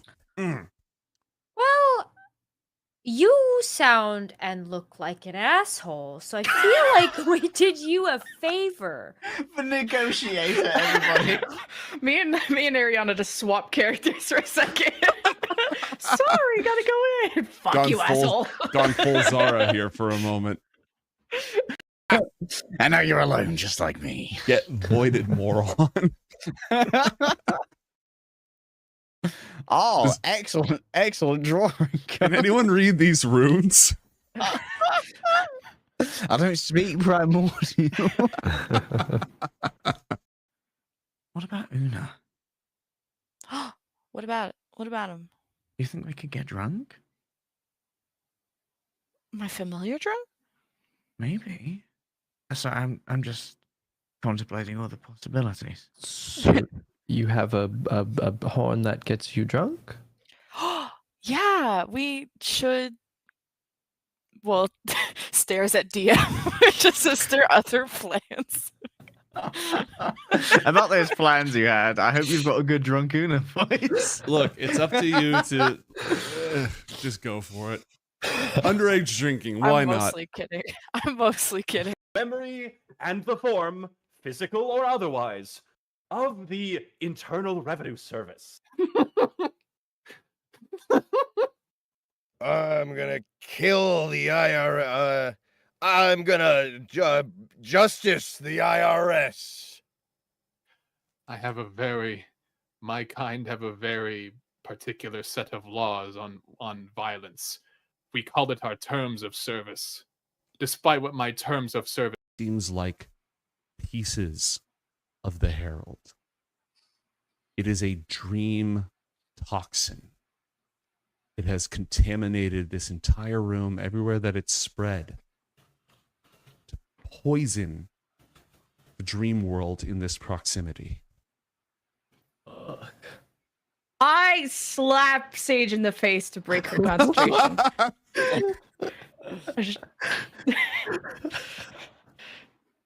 Oh no. And I whisper to Mason, I've always wanted to do that. It looks like it. That was a hard slap. Because Really? okay, I mean this in the best way possible, Garnet, So but he you have does like very me. you have very socially intimidating energy.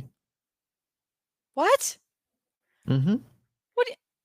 It's it's a good thing. You get stuff done. Clearly, it just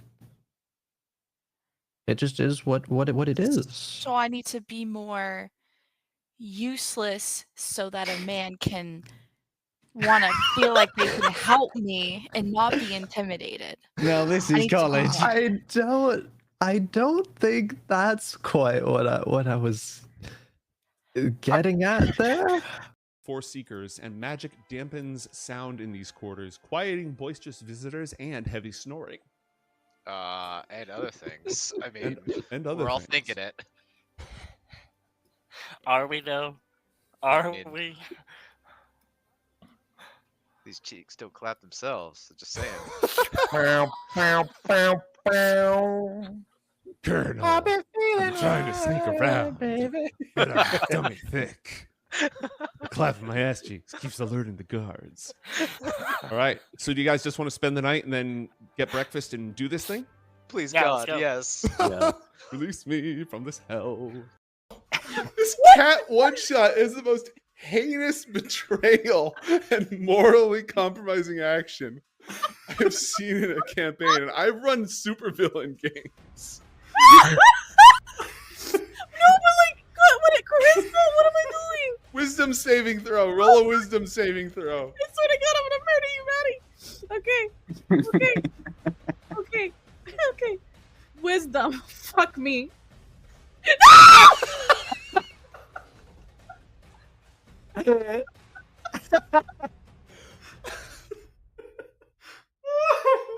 Oh no. No, so this is what happens. Ready?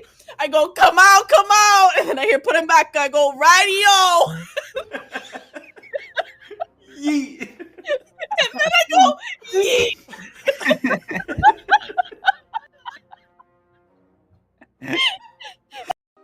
It's more about what we're going to accomplish. I think this is, it's beyond just me. I'll be okay. It is I- beyond us. Taps Mason's shoulder and, well, our last friend died, but I'll make sure you don't. Our last two friends. Oh, sorry, 2. Yeah, thank you. Oh. I'm But you're going different. to. You're built different. I'm gonna take that as it was supposed to be comforting. So thank you, Garnet. The Arbiter makes his way out of this portal, launches into the sky with his wings. Acolytes! You have come for dungeons and dice and death matches. And I have returned to satiate your bloodlust. As you look at each other in the sands of the arena, you've been here before. You were here that day. You know what happens in this arena. You know what is next. You know what you must do. Welcome to D20 Deathmatch. Unless you have expertise or anything in art. Okay, that's that's. Not even the dawn can penetrate the deep. Wait, does Evil Gang have one more inspiration? I'm checking for Evil Gang inspiration. Please stand by. Quan, used 2? I have 1 left. Okay. I have 1 left for Quan. So I'm going to count this for Evil Gang. Go ahead and roll that again. All right. Also, let's change the name to Alex. Just for. Wait, no way. What? It was meant to be, Alexander. Huh? Evil Gang is not their shit. It just really be like that. My God. Oh my God. Okay. Holy fuck.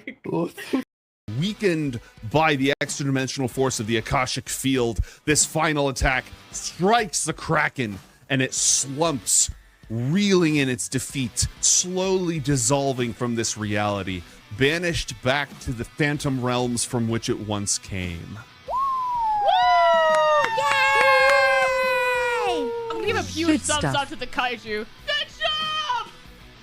Oh, I'm glad you're cheering on your pet, Haruka. No! As it- I don't give a shit about him! As the Kraken disapparates, the kaiju looks over at you, and in a deep rumbling voice, as it too begins to fade from this reality in this current form. I'm gonna wave at him. Be good. He tells us to be good! Oh, Bye, kaiju! Thank you for fighting with us. Big turtle man. Hi. Okay, describe this devil's fate at the claws of Slobber Chops. He gets like whipped around, lands on his head, still like conscious and alive. Slobs just starts like going at his ass, just like and just disembowels him. Oh! Like I imagine the camera pans away and you hear a sound like a wood chipper, and you just gore spewing off to the side. It's like somewhat, discretionary shot, but everybody His knows legs it's are like, And then Slobberchops' face comes up into the screen, covered in gore, and it just does the one lick, the one like aggressive face lick. Yep. I hate exactly what it is. I hate everything I stand for. Creatures of flesh, now you shall hear the words of the emissary of the Maelstrom. Are you the one who has polluted this holy place with the machines and their wretched city? No, but I just came back from destroying a machine city, and I think we want the same thing. I also hate pollution. Give me a persuasion check, please. +5 respect 15. for Eco Warrior faction. I'm Green Party, man. I'm Green Party.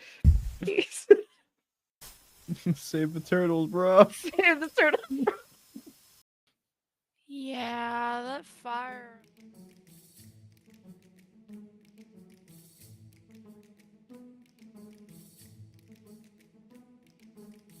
Thank you. I needed that.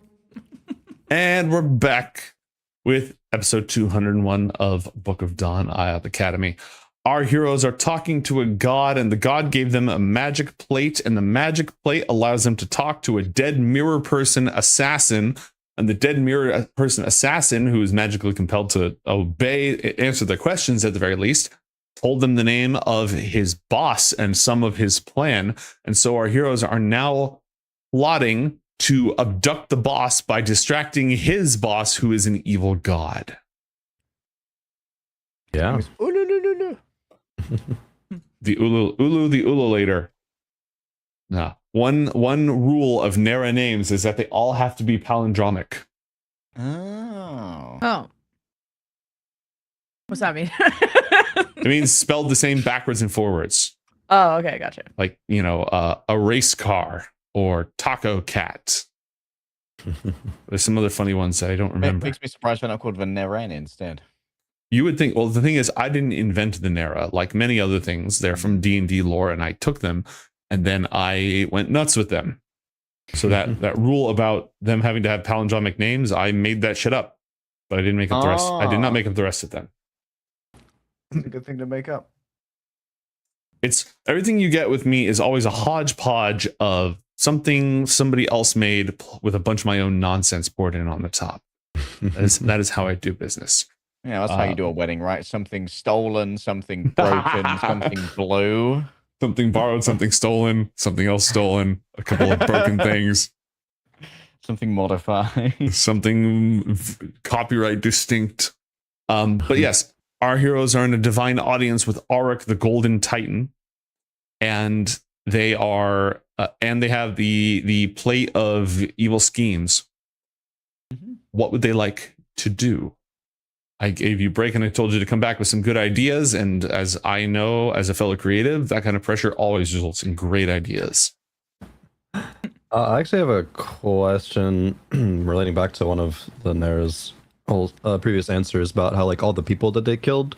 Mm-hmm. I would ask the Nair. Actually, what did I want to ask? Did you ever discover a reason for someone being killed that you killed? You're ever privy to that information?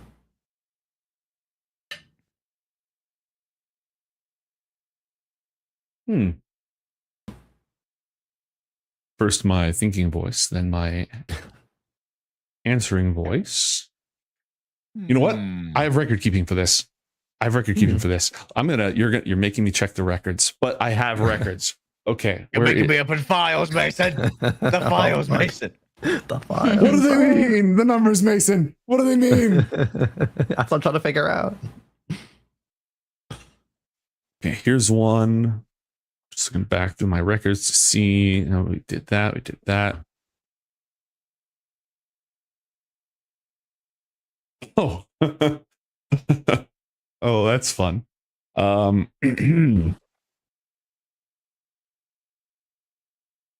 Yes. Oh, and what was that reason?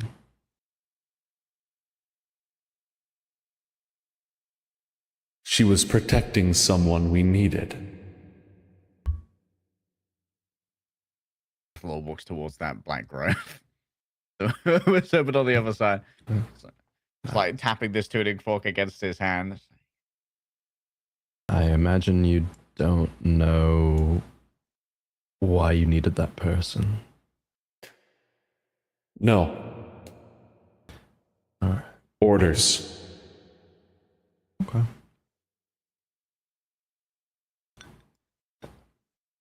Always orders.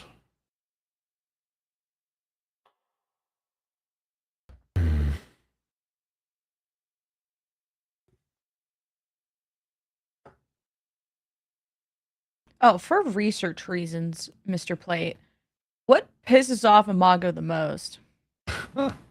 Uggos. Failure? And what does Truth. he fail at? Oh. Truth.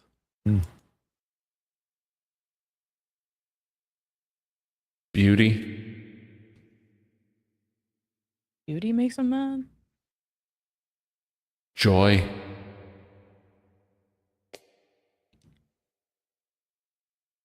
Sovereigns. The firmament. Just hates everything. What the mortal plane is like. Imago is a prisoner. They all are. Oh, okay. Good to know. I think I'm good on questions, guys. How you feeling? Dead. Oh, sucks to suck. I think, yeah, I don't have any more. I perceive your Majesty. Did you see the facsimile of a city that Auric conjured? Do you know which of those estates they pointed to? I know where it is. Not even I am a great enough monarch to know every single one of my people. They are too many and too talented. But I could point to it on a map, and I could send my forces there. Good. We have plans to make. Athel looks over towards Auric and gives him a deep bow. Thank you for your assistance and your gifts of beauty. Your craftsmanship is unparalleled. Auric shakes his head. Waits for roll 20 to load. Her little buffering symbols in the gemstone eyes. Shakes his head and produces from nowhere and shoves into your chest sculptor's tools, identical to the ones that you own, and gives you a smile. Is this an invitation to exchange? Just points at them and points at you.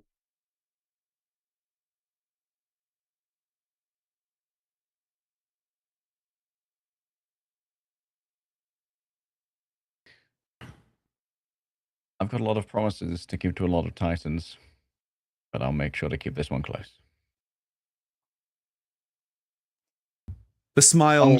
Songs and sculptures. The smile back implies that this is not a heavy ask. This is not a grim burden. More of an eagerness, an excitement for you. Keep an eye open. We'll watch as we work. Auric turns to the other two. Hopeful.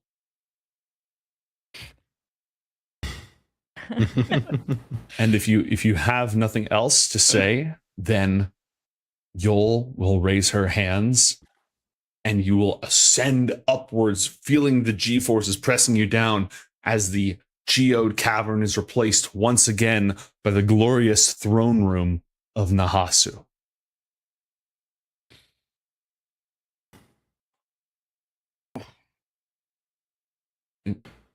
Feel better or worse than a teleportation circle. Different.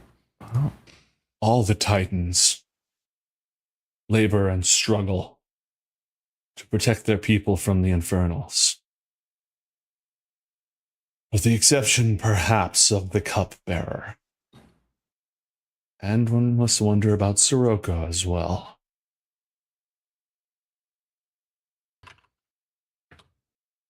Is Sirocco the one who was supposed to be the deity of a city but was raised? Naramu and the Dune Riders.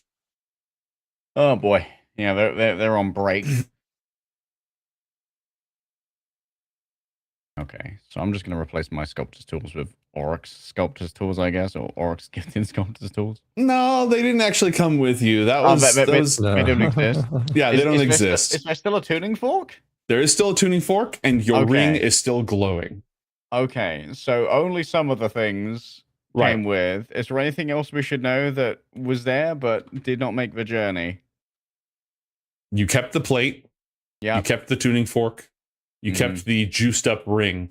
I don't think you kept anything else from that experience. Everything else was part of a vision. Those were gifts. Gotcha. Well, either Sarah's going to love this or I absolutely hate this.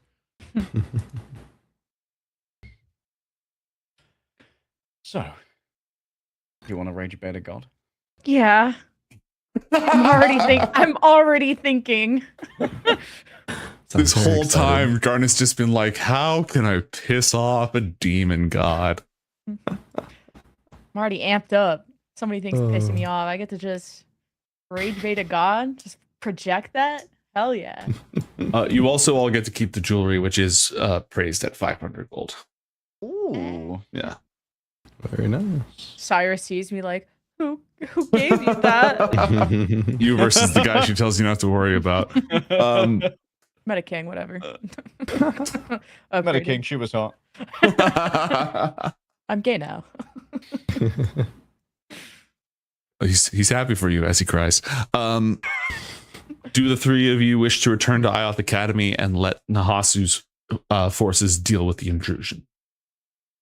For what it's worth, I would like to put a personal hand on it. We don't have to do the scene. We can just like roll for effectiveness of the trio in the raid / apprehension of the mirror guys.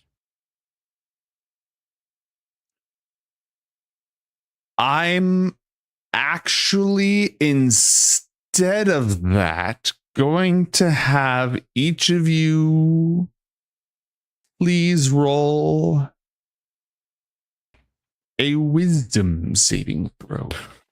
Oh, yeah, this is much better actually. Don't like that. It's a 15, boss. 18? 16. Okay. Wait, just still have bless? You do still have bless. You do still have bless. Hooray! Hooray! 17. Feel like we pass, surely. I'm at 18. 19. Hey, we're in order. Oh. Athlora bottom? Yeah, checks out.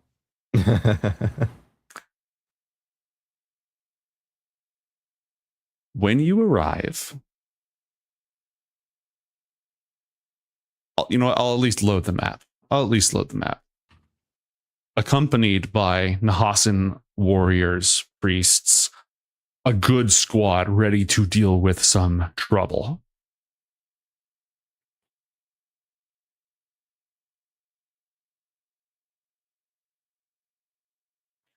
And I'll like I said, I'll load the map just for That's a pretty map. But I did not prepare the version of it where it's strewn with bodies.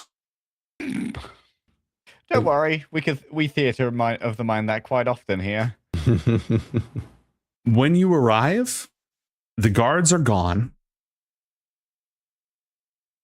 and the entire household staff, half of the staff and the owners of the estate have been killed,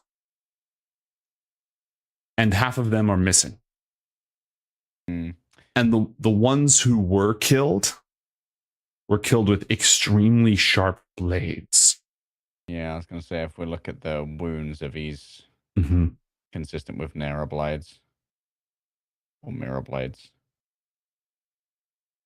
And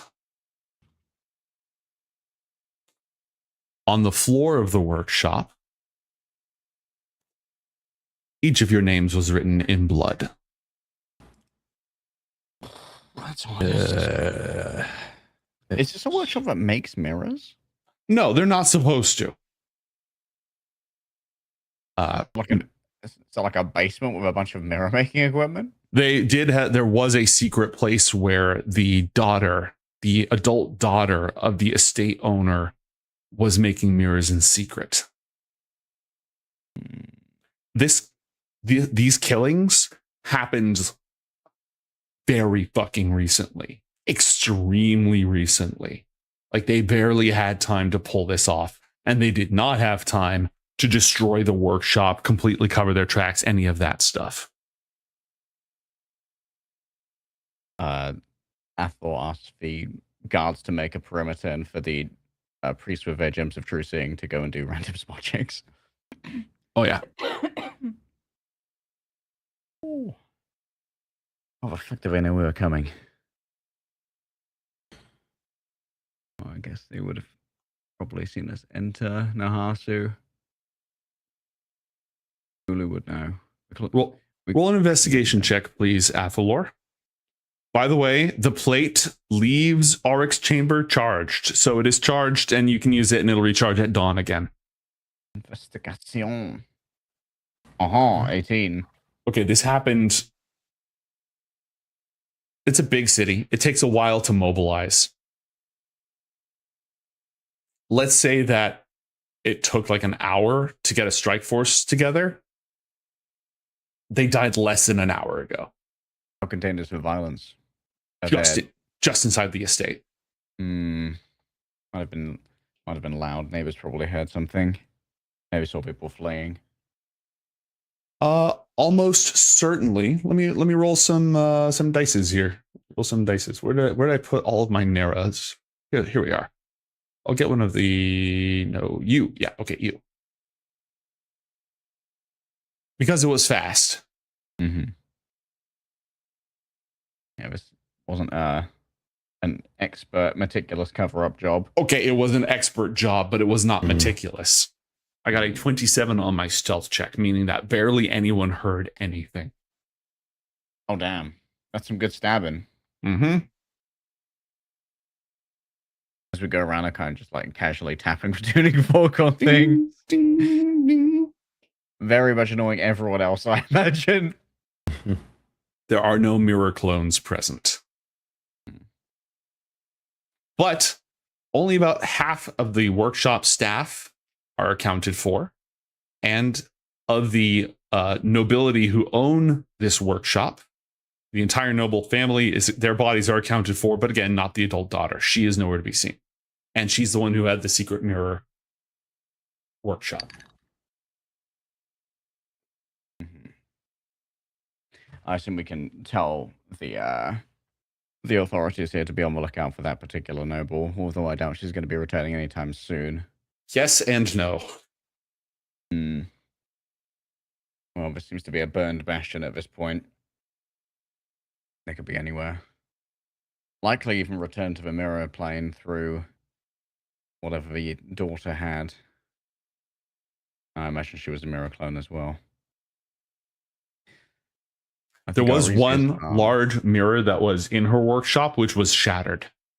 Maybe a designated survivor behind after the rest of them fled through. I think our easiest way to the bottom of this is to go through Ulu. Given that we've burned most of our leads here. I know I'm adding details, but it's as I'm thinking things through.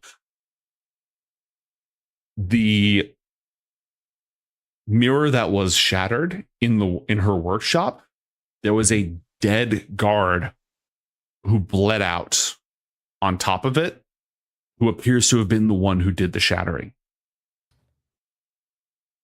Trying to stop an escape, perhaps.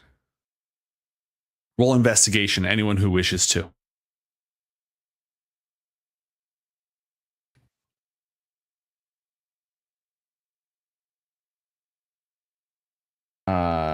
For my investigation, I'm looking in particular as to whether he was front side on the mirror or back side on the mirror.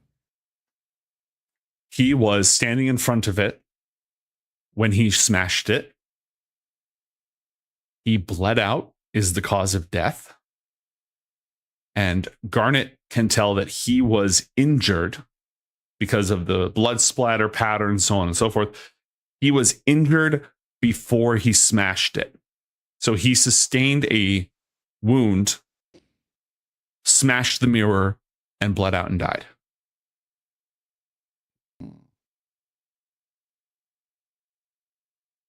Are there signs of blood trailing in here? Yes. That would imply that he was wounded, then came in here? No. The garnets can tell there's like a blood splatter on the wall from where he got slashed right next to the mirror. He was not injured when all this happened. He did not sustain all the blood that was dragged in here was from people like moving quickly because it was a rapid evacuation. He was uninjured. Then he was lethally injured. Then he smashed the mirror. Then he bled out. The priests of Nahasu, the priests of Arak, would happily cast a Speak with Dead spell for you, giving you five questions, which is what the plate basically does, except on loop with that one dude. Sure, I'd like to quickly chat to this guy before we go and rage bait Imago. All right. You have 5 questions. Why did you smash this mirror?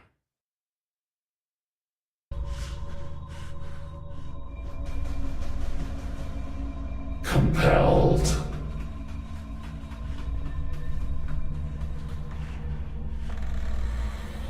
Compelled by a mirror man? Yes.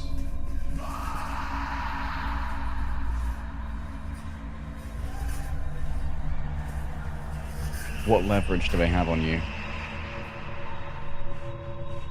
Enchantments. How many at this workshop were enchanted? I don't know.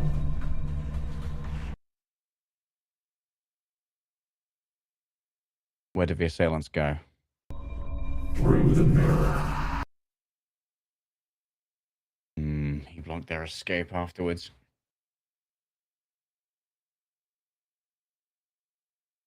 Okay. So, they burned this spot to avoid the scrutiny. They've gone back to the mirror plane. They're likely debriefing with Imago or Ulu. Which means that they're probably together at the moment, receiving the details of this mission. So, if we take 24 hours to prepare, send Garnet to Irelak, maybe Imago's attention will be elsewhere. Now, the Mirror Cave's attention will be elsewhere.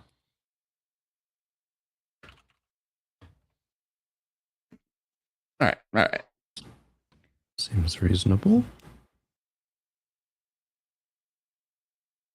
In the meantime, you and I can try and convince the Sage Mantra to pull a Nera Commander.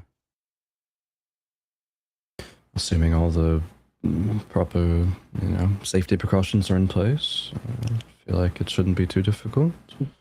We have safety precautions. We call them Untermaler. Yeah, I don't think the containment of the individual is going to be the problem. I think it might be convincing the Sage if this is a good idea. Well, if safety's not a concern, then why wouldn't it be? It's getting rid of her. Oh, one muted, but why? +1 XP. If you'd like, you may all return to Ioth Academy and take a long rest. All right. You're like thinking it's 5 questions, right? Yes. Yes. I'm cooking. Oh. She's planning the interview. That's my top tier interviewer right there. Top tier rage baiter.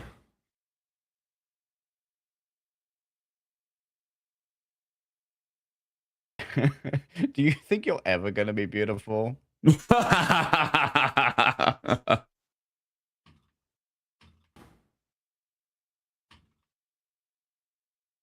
Shit, I need to make sure that I have the evil plan doc open. Saltharvest.doc.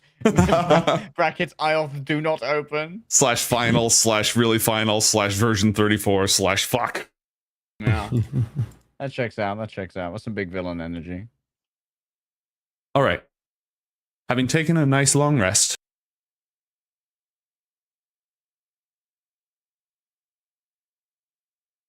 do the three of you talk to the sage about this, or is Garnet just gonna go and the two? No, because you need some time to get this whole thing set up as well. Yeah. We'll talk to the sage, right? Yeah. I mean, she's the technical linchpin of this plan. When you talk to her, she is in the middle of analyzing whatever powerful magic the Herald used to destroy the giants of Snorheim. The Academy is still attempting to unravel that, why it happened and what's happening next. But she sets that off to the side as the three of you enter and says nothing, sort of just expecting one of you to, Appelor or Mason to politely, or Garnet to bluntly ask for whatever it is that you want.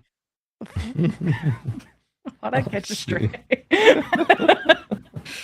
Tell me I'm Garnet wrong. had this idea. Sup, Teach? I thought let's then take the lead on this one. I did all the talking of a quiz of a Breeze King. Just let Mason interrupt her. Yeah, so there was an idea that we were talking about. A Mirror Keeper related business. With the assassination of Om's mother.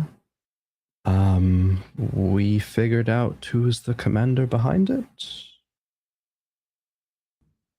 And would be, in theory, able to pull them with the gate spell? This commander, I assume he's through the mirror. Indeed, through the mirror, which we have a plan to distract the Mirror Keeper. Hopefully, I mean, a little bit. So, the gate will work. The gate is no longer the part of this plan that concerns me most. That's okay. We can work with that. If you're worried about us gaining the Mirror Keeper's ire, I think your worries might be a little bit too late. Yeah, I don't know if it'll actually, change much in that regard. But, just might involve a little trip to Irlek from Garnet. The Veil. By might, I mean it does, yeah. Which is a relatively safe means of contact and distraction, right? Relatively? Irlek is perhaps the only place with as much safety as the Academy. I'll be fine. It certainly does demand attention. What? I don't know if you were briefed on what happened in Nahasu, but all of our names were written by Neran assassins in blood on the floor.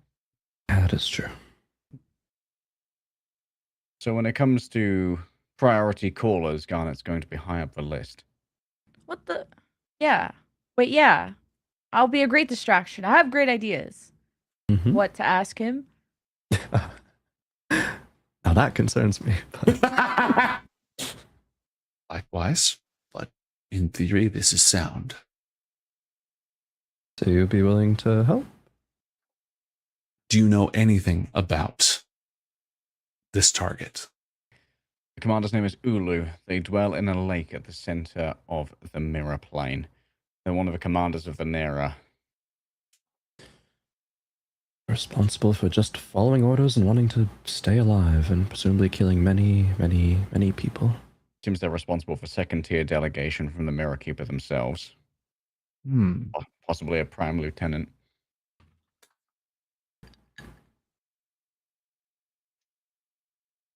If they are, you'll want me a Hethil. The planners amongst the Nera are skilled spellcasters, and as befits their nature, beings of mirror, magic simply reflects off of them. Abjuration will be key in this, as will preparing the proper space.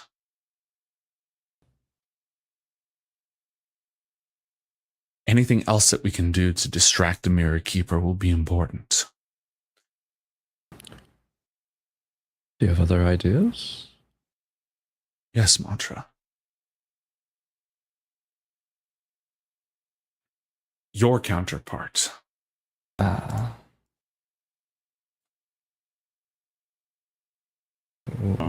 What about them? If he hates Garnet the most, he loves you the most. No, this entity, the entity created as the origin of the spell that is supposed to bind you. Conscare. If there's anything that we could do to Conscare, with Conscare, that would distract the Mirror Keeper. He's such an important part of the Mirror Keeper's ultimate plan. Just not sure what it would be that we could do in order to turn his gaze that way. Towards Conscare, right? Yes. Do something to Conscare, say something to Conscare that would attract the Mirror Keeper's attention.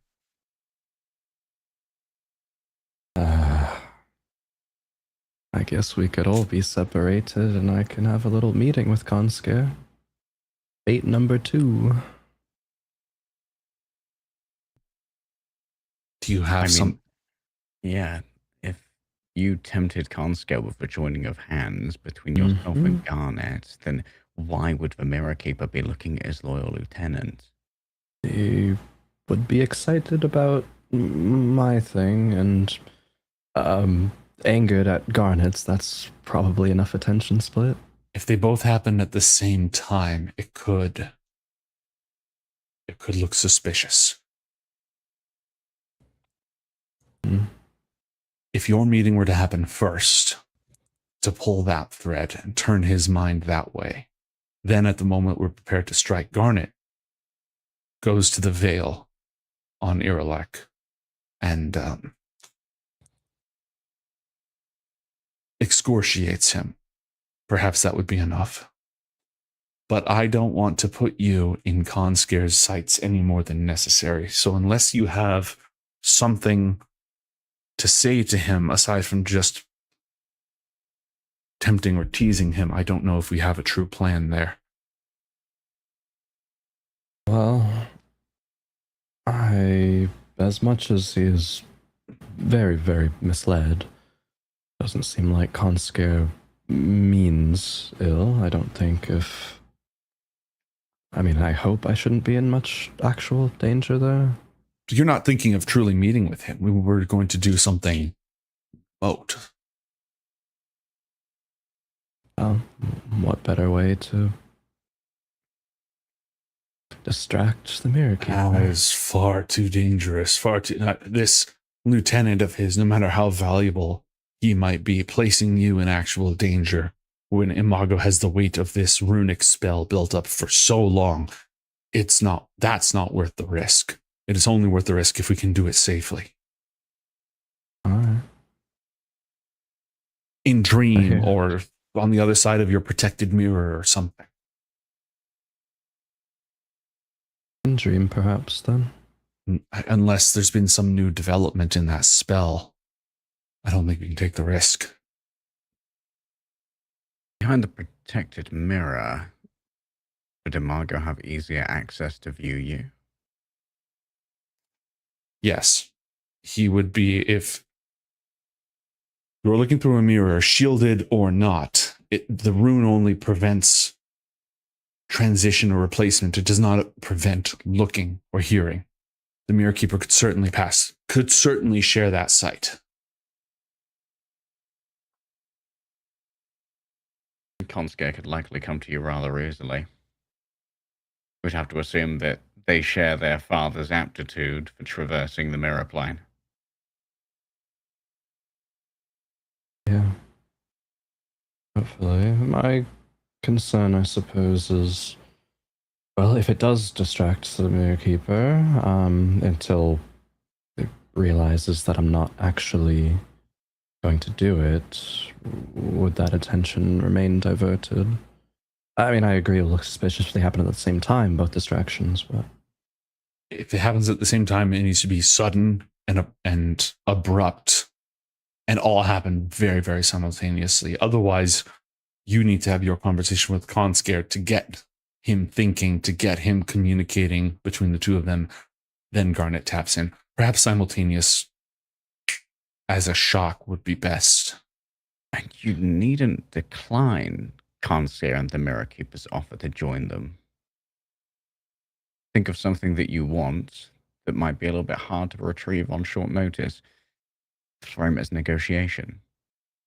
Something that you actually want and that they know you want. In exchange for joining after they retrieve it? Or... Yes. So I want to frame it, yeah. That, yeah. I like that idea. I do. Can you think of something that would be meaningful enough to be believable, but difficult enough to be not immediately deliverable? I'm sure there is something. But I think I'll have to think on it.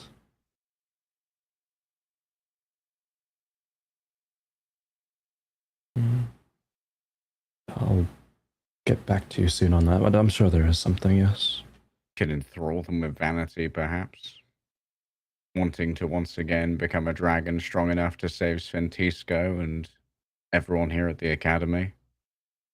They've been known to create wonders of biology via their mirror magic. Wonders of biology with turning me into a dragon? After all, if Oryx is going down, they'll need a replacement. A little role play between friends. I feel like Garnet has a lot of influence on you. Too much. It's been a few years. I suppose so. That's a good thing, right? In this case, absolutely. Yeah. You have many good ideas, Garnet. And some very scary ones, but sometimes they overlap. Okay. But yeah. Anyway, think on it.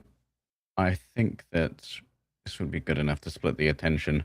Sage and I will remain at the Academy and work on the gate at the right time. And Mason will remain at the Academy in the specially prepared chamber for Act 4, interfacing with the mirror plane. He will be close on hand, well protected, and Garnet will be safe in Irlak. Sounds about right. Ideally. All right. Give us a few days to fully prepare. I want to have the summoning room completely locked down and all of our mages with their correct spells ready to go.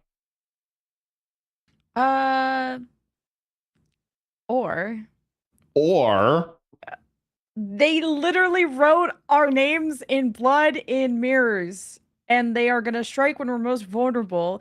Tamina got clapped while she was sleeping. I don't know if I want to wait till the next day. that was not in the Academy. That was not inside the protections of this. Roll persuasion check, Garnet. But that was not in Ioth Academy. The things that have infiltrated us, we have either figured out how to stop them, or it was one of the most powerful gods directly smiting us. Well, the same way leans towards the sage, that they literally went into Onderoot and brought in a mirror and were able to infiltrate off of just randoms bringing a mirror in. Remember that? That was a super safe place until it wasn't. Safety is a matter of degrees, not absolutes. Fine, though. Tomorrow, then. That is the earliest it can be done. We need all of our mages to be prepared. I don't want Untermuller walking in with his teaching lessons spells. I want him armed with his hold you down and stuff your soul in a jar type spells. You know what I mean? We need a day to prepare the spells for this. That's the shortest notice we can do. Okay. And you can tell Ariana you're coming to Irlak.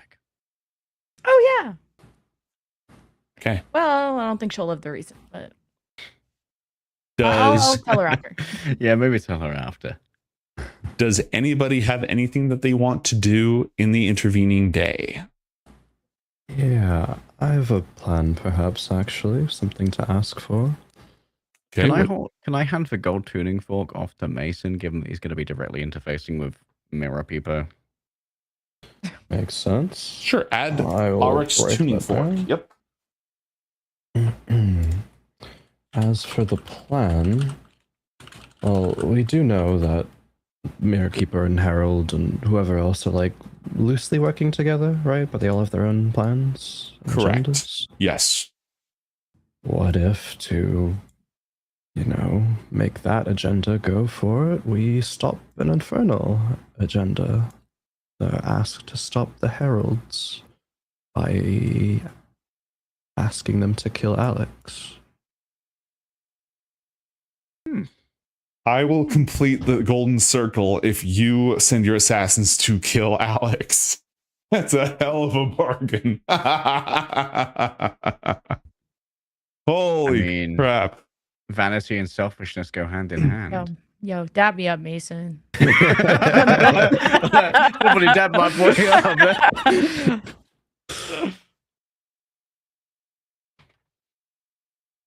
I mean, I don't know if they'd agree to it, but it's a hell of an offer. When you're negotiating, you start big, right? And negotiate down to middle. A god I'll have to have for a something god. else, perhaps. Yeah, I mean, that's my thought. Damn. Okay. That makes sense on every level, in my opinion. That's crazy. Not in a bad way. Okay. Anything? First off, that's crazy. Second off, does anybody have anything else that they want to do in the intervening day? None of you are wizards, so you don't have to prepare spells. You're not about that life. That's an everybody else problem. I'm good. Updates Ventisco. It's the only thing. Hey, babe, gonna go risk my life again. You look nice just another today. day. Don't miss me. It's a low grade life risking. It's no more risky than most other days. You're going to be safely inside the academy walls, inside the special talking to evil mirror people room. It's no more danger than usual. Also, is that a serious offer? That's not a serious offer, right? Oh no.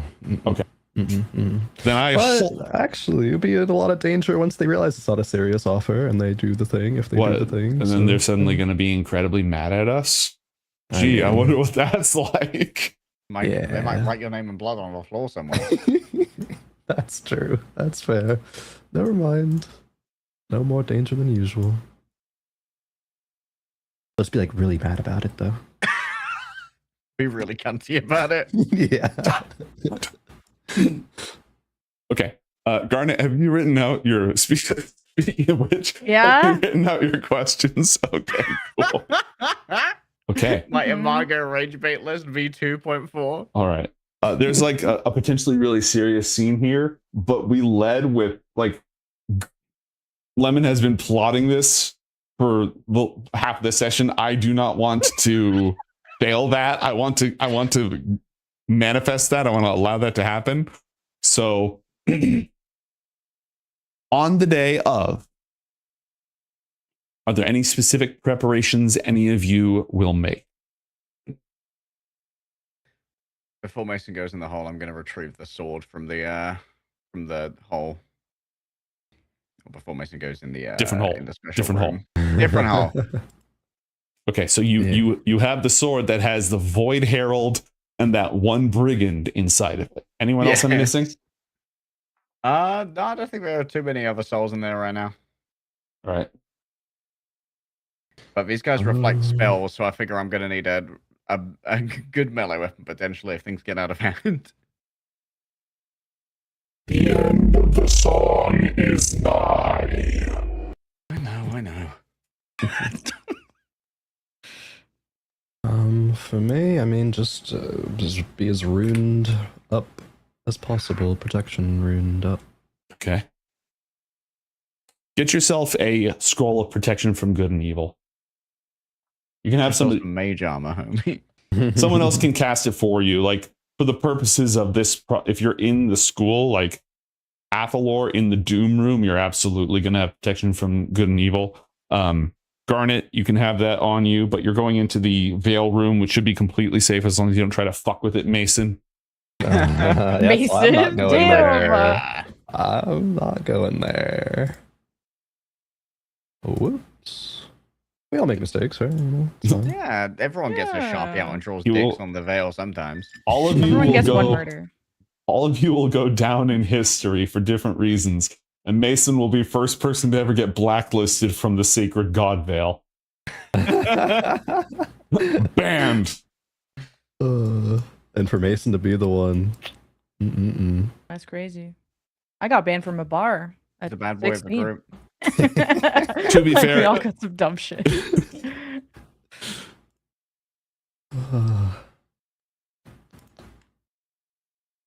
Okay. Ulu, by the way, is spelled U-L-L-U. Whoa. Ululu. Crazy. Wololo. Okay. Garnet, you are safely transported across the ocean with a small escort.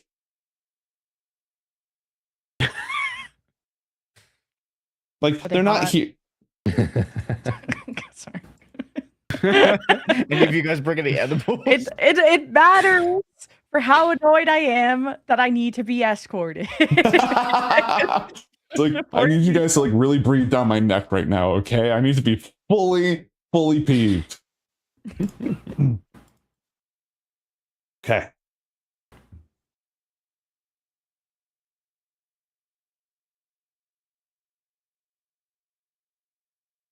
In the chamber where mirror experiments are conducted, surrounded by protective runes, including multiple versions of Doakai's rune.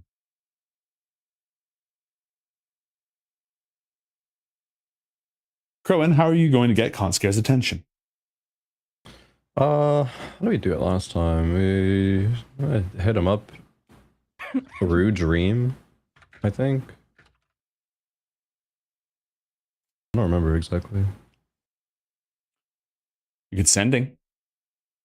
Oh, I did just do a sending. Alright. Well, sending scroll. Okay. In the mirror realm, got an offer. Yeah. Trade offer. So if you'd like to meet in the... Oh yeah, I guess how exactly do we... He knows, he's been prepare on the other this? side of this mirror, if I recall correctly. Oh, okay. Yeah, we've had a conversation there before. Yeah, sending. I've considered your plan and would like to meet about it. Plane of Mirrors, where we met before. Wait for me. Under. And so soon they stand in 3 separate places on 3 separate precipices. Athalor in a chamber with some of the Academy's most experienced and most powerful mages, including several battle mages who are on standby to we're gonna put chat in here, and we're gonna have several wardens, because these mirror creatures can reflect spells, but they cannot reflect shells. Real. Mason stands nervously, or calmly, I'm not your boss, at the edge I'm not your Both. manager. of the mirror, waiting for his ancestor, his primal ancestor, to appear before him. And Garnet stands in a natural stone chamber where a single archway of stone is illuminated. And all she has to do is say a name. Imago. The curtain fills with mist, and through the mist on the other side, you can see a shape that is, it's blurry and it's misty, but you're positive it's you. It's you on the other side. Except not a beautiful golden replica with jeweled eyes, just a reflection of you. She brushes out her hair for a moment, sort of shakes it loose, and looks at you expectantly. I'm thinking if this call is even functioning correctly. Can I do a check or is this normal? Roll Arcana. Can they send illusions or like some bullshit? Or like if I call someone, it has to be them? This is very powerful primal magic. As far as you know, if it contacts them, it has to be them. Yes, you have full bars. And you've used it before. It doesn't look like it's operating differently than it has in the past. Looks like it's functioning identically to how it has in the past. All right, Imago. I've been to your domain. I've returned alive. And I've slain every mirror clone you put in front of me. So deep down, you must tell me the truth. What's it like to be a failure?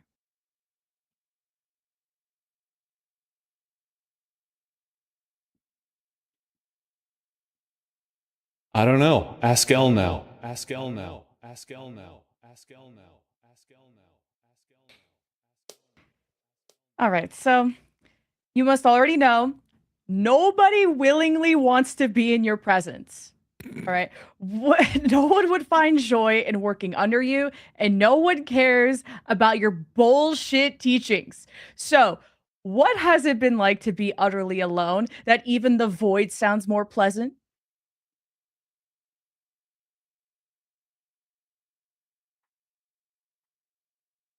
I don't know. I don't know. Ask Alex. Ask Alex. Ask Alex. Ask Alex. All right, I have to tell you the truth. Since you're allergic to that, I know you had to put this whole facade on, but the real you, if ugliness could pay taxes, you would fund all of Brontha. Like even your reflection, like Tasha's hideous laughter, but without being cast. Like, even your reflection clocks out early. You look like someone hit randomized character and said, "Yup, ship it." I took psychic damage seeing what you look like. You have the confidence of a sovereign, but the geometry of a melted shopping cart. Do you know how disgustingly ugly you are? Let her cook. She got fucking epic rap battles of history on this bitch. Roll an intimidation check. Hey, brand new lucky die. Brand new lucky die. Wait. Oh, yeah, let's look. Use Oryx natural 20. Use it now. Wait, what's that make him what shit himself? Here, let me lucky die. Let's see how high I can get. All right, 24 is pretty high. That's pretty good. That's 19 on the die. Oh yeah, that's pretty good.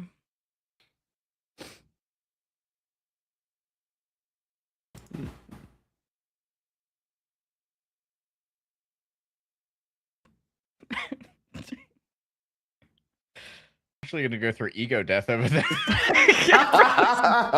Deep thinking about how do I respond? Do you know how ugly you are? Has anyone ever told you you're munted as shit? I was about to hit me with a no you. I don't know. Ask Garnet. You are not unked. You are chopped.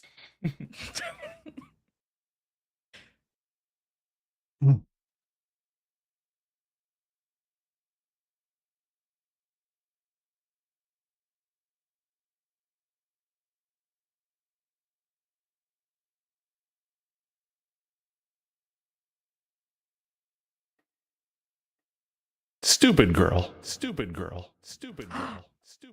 You think there's such a thing as how someone truly looks? You think that's real? You think there's a single defined image? That might be what the sovereigns and their precious emerald tablets tell you, but those are lies that they imposed on a world that was free, that had no such restrictions, that had no single immutable truth. That is a prison, one that you seem to love living in.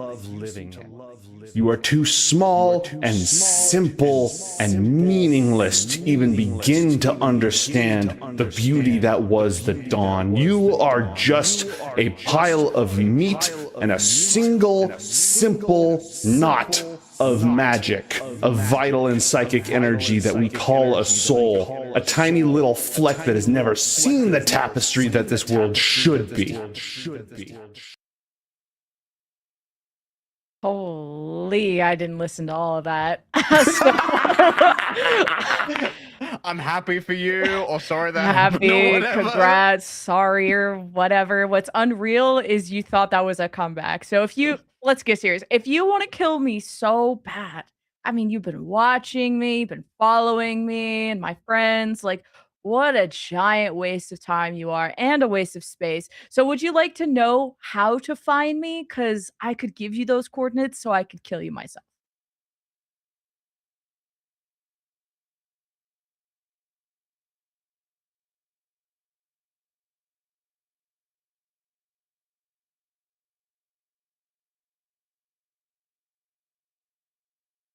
I would gladly meet you in person.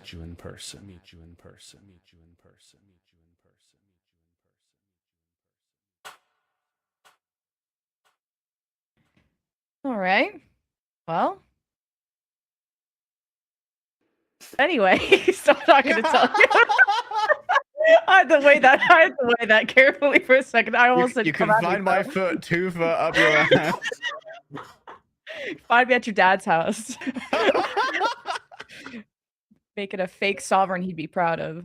Holy. Well, speaking of sovereigns, I don't think you're ever gonna have the respect of the sovereigns or like literally any creature of power, because you don't have powers. You have puppets. Like you literally play with dolls for a living. That's embarrassing. And you made them out of mirrors. So you must be also stupid. Out of all the materials you could have picked, you picked mirrors. So genuine question, like super serious this time. Last one. Are you fucking stupid?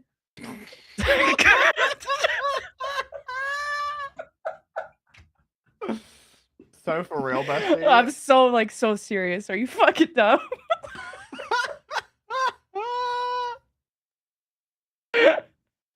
I like to think she like checks her notes between. Checking. Are you fucking dumb? For 500. Are you dumb? Oh, bonus question. Are you a virgin? Because you give me virgin vibes.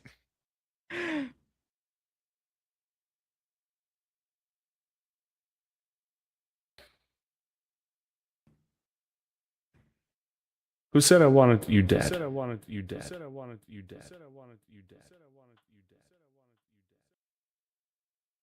Damn. And the That veil was fire. fades. Yep. Fucking flips off. Before it fades, like. And then I'm gonna just stand in there and spam Imago. Imago. I'm not done. Imago. Get your bitch ass back here. Wait. Roll 1d100. I'm saying it 100 times. Yo, we're Yo, 101 right 1, next to 2, each 3, other. 4, 5, 6. It takes about 13 times for me to hit 100. So, and honestly, the second roll's a 90 and 92. That's not bad. So, Imago. I know you can hear me. Imago. The 100 and the 1 is when someone's spamming your phone and then you like interrupt their tweet scrolls. And you, like hit the They hit the green button by notification. accident. I picked up. Oh my god. He's like, who said I wanted you dead? Maybe I do want her dead. Maybe I do want her to maybe- shut the You fuck know up. what? I'm gonna go fucking kill her. It's like, I know it's not the plan, but Plans change. plans change. You know what? Maybe the salt harvest isn't fucking worth it. Maybe I should just fucking kill her. Harvest that bitch. I didn't even like salt anyway. I'm more of a pepper guy. Mason. Mm-hmm. After a couple of minutes, the shape of your ancestor appears, and he is beautiful. Golden horns, golden wings, like dragon wings, like full half dragon vibes, but also definitely tiefling.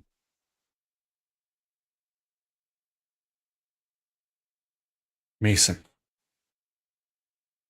Kanske.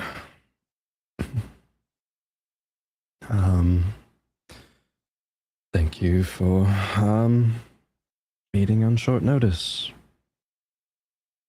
Just been doing a lot of reflecting, thinking recently. And I realized I was wrong. But there's too much injustice going on in the world for me to simply join you. I'd have to ask for something in return.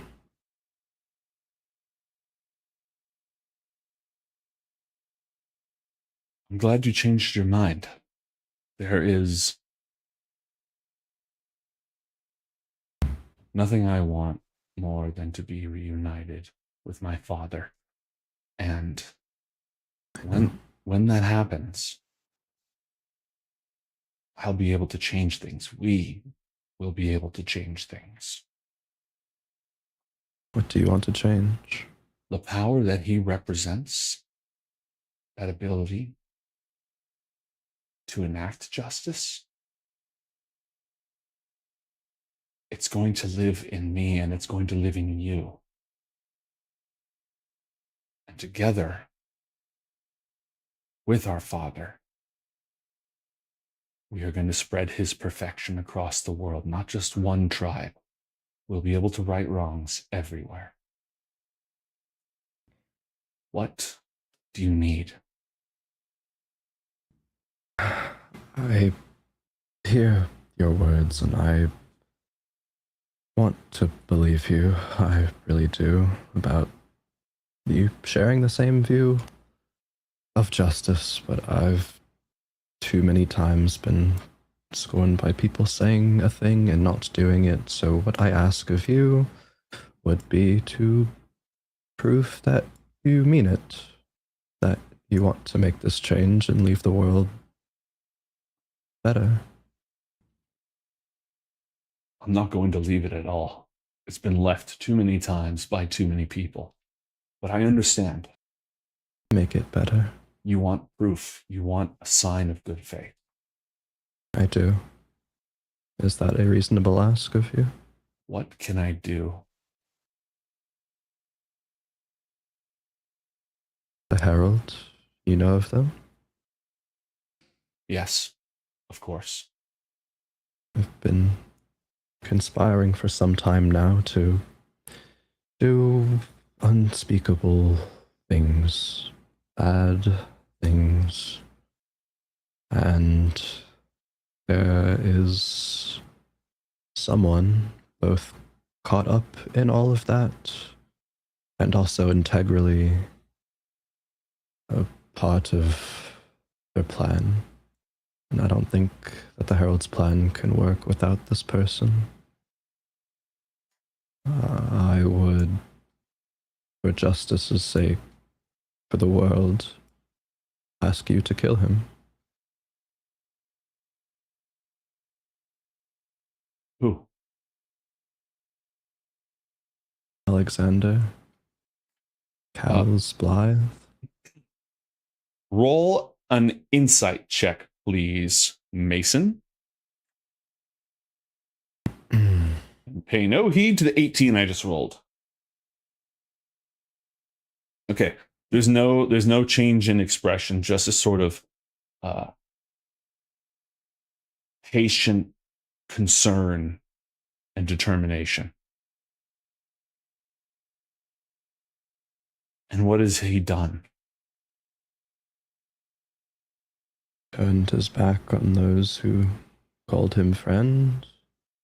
Turned his back on a place that protected him, gave him a home, and then murdered many people. Aligned with the Infernals. Caused so much pain and destruction.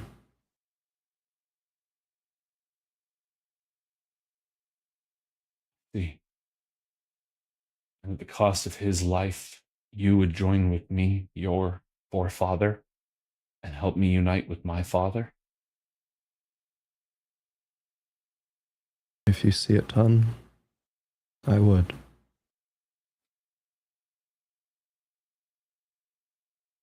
What will you swear by?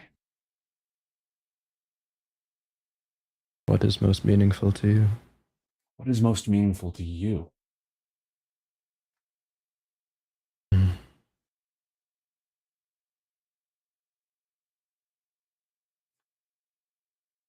Roll a religion Good check, question. please, Mason. Sure. Religion. All right. 10. Let's lucky dice that one, I guess. 11. 11. So much better. Okay. You know that oaths can be serious, and they can be magically binding in some way.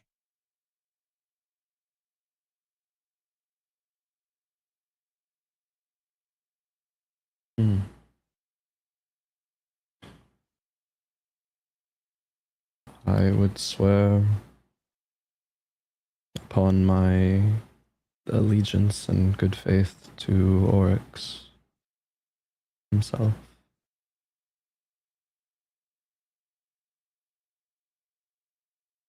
You'll swear As by Oryx, drives me. by the Golden Dragon God. By my faith and ties to him, which is most meaningful to me, yes. Roll a deception check, please.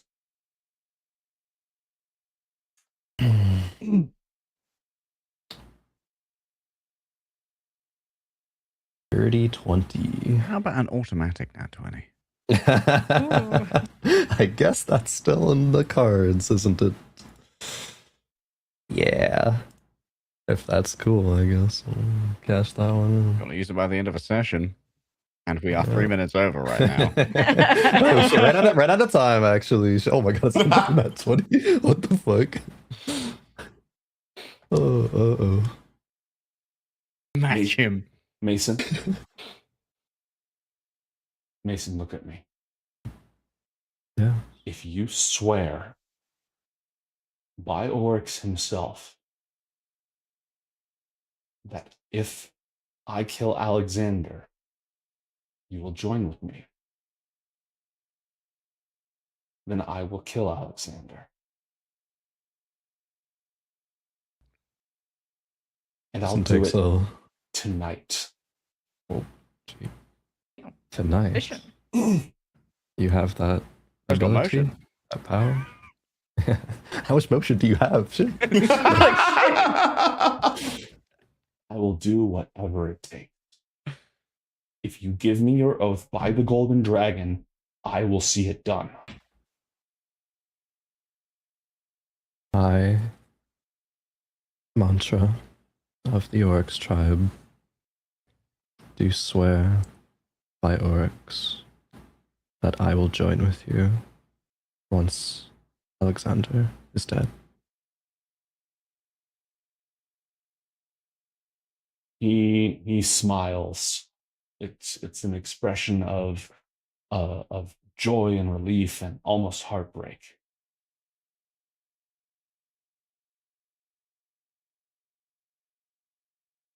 I've sacrificed so much, and all it takes is one life.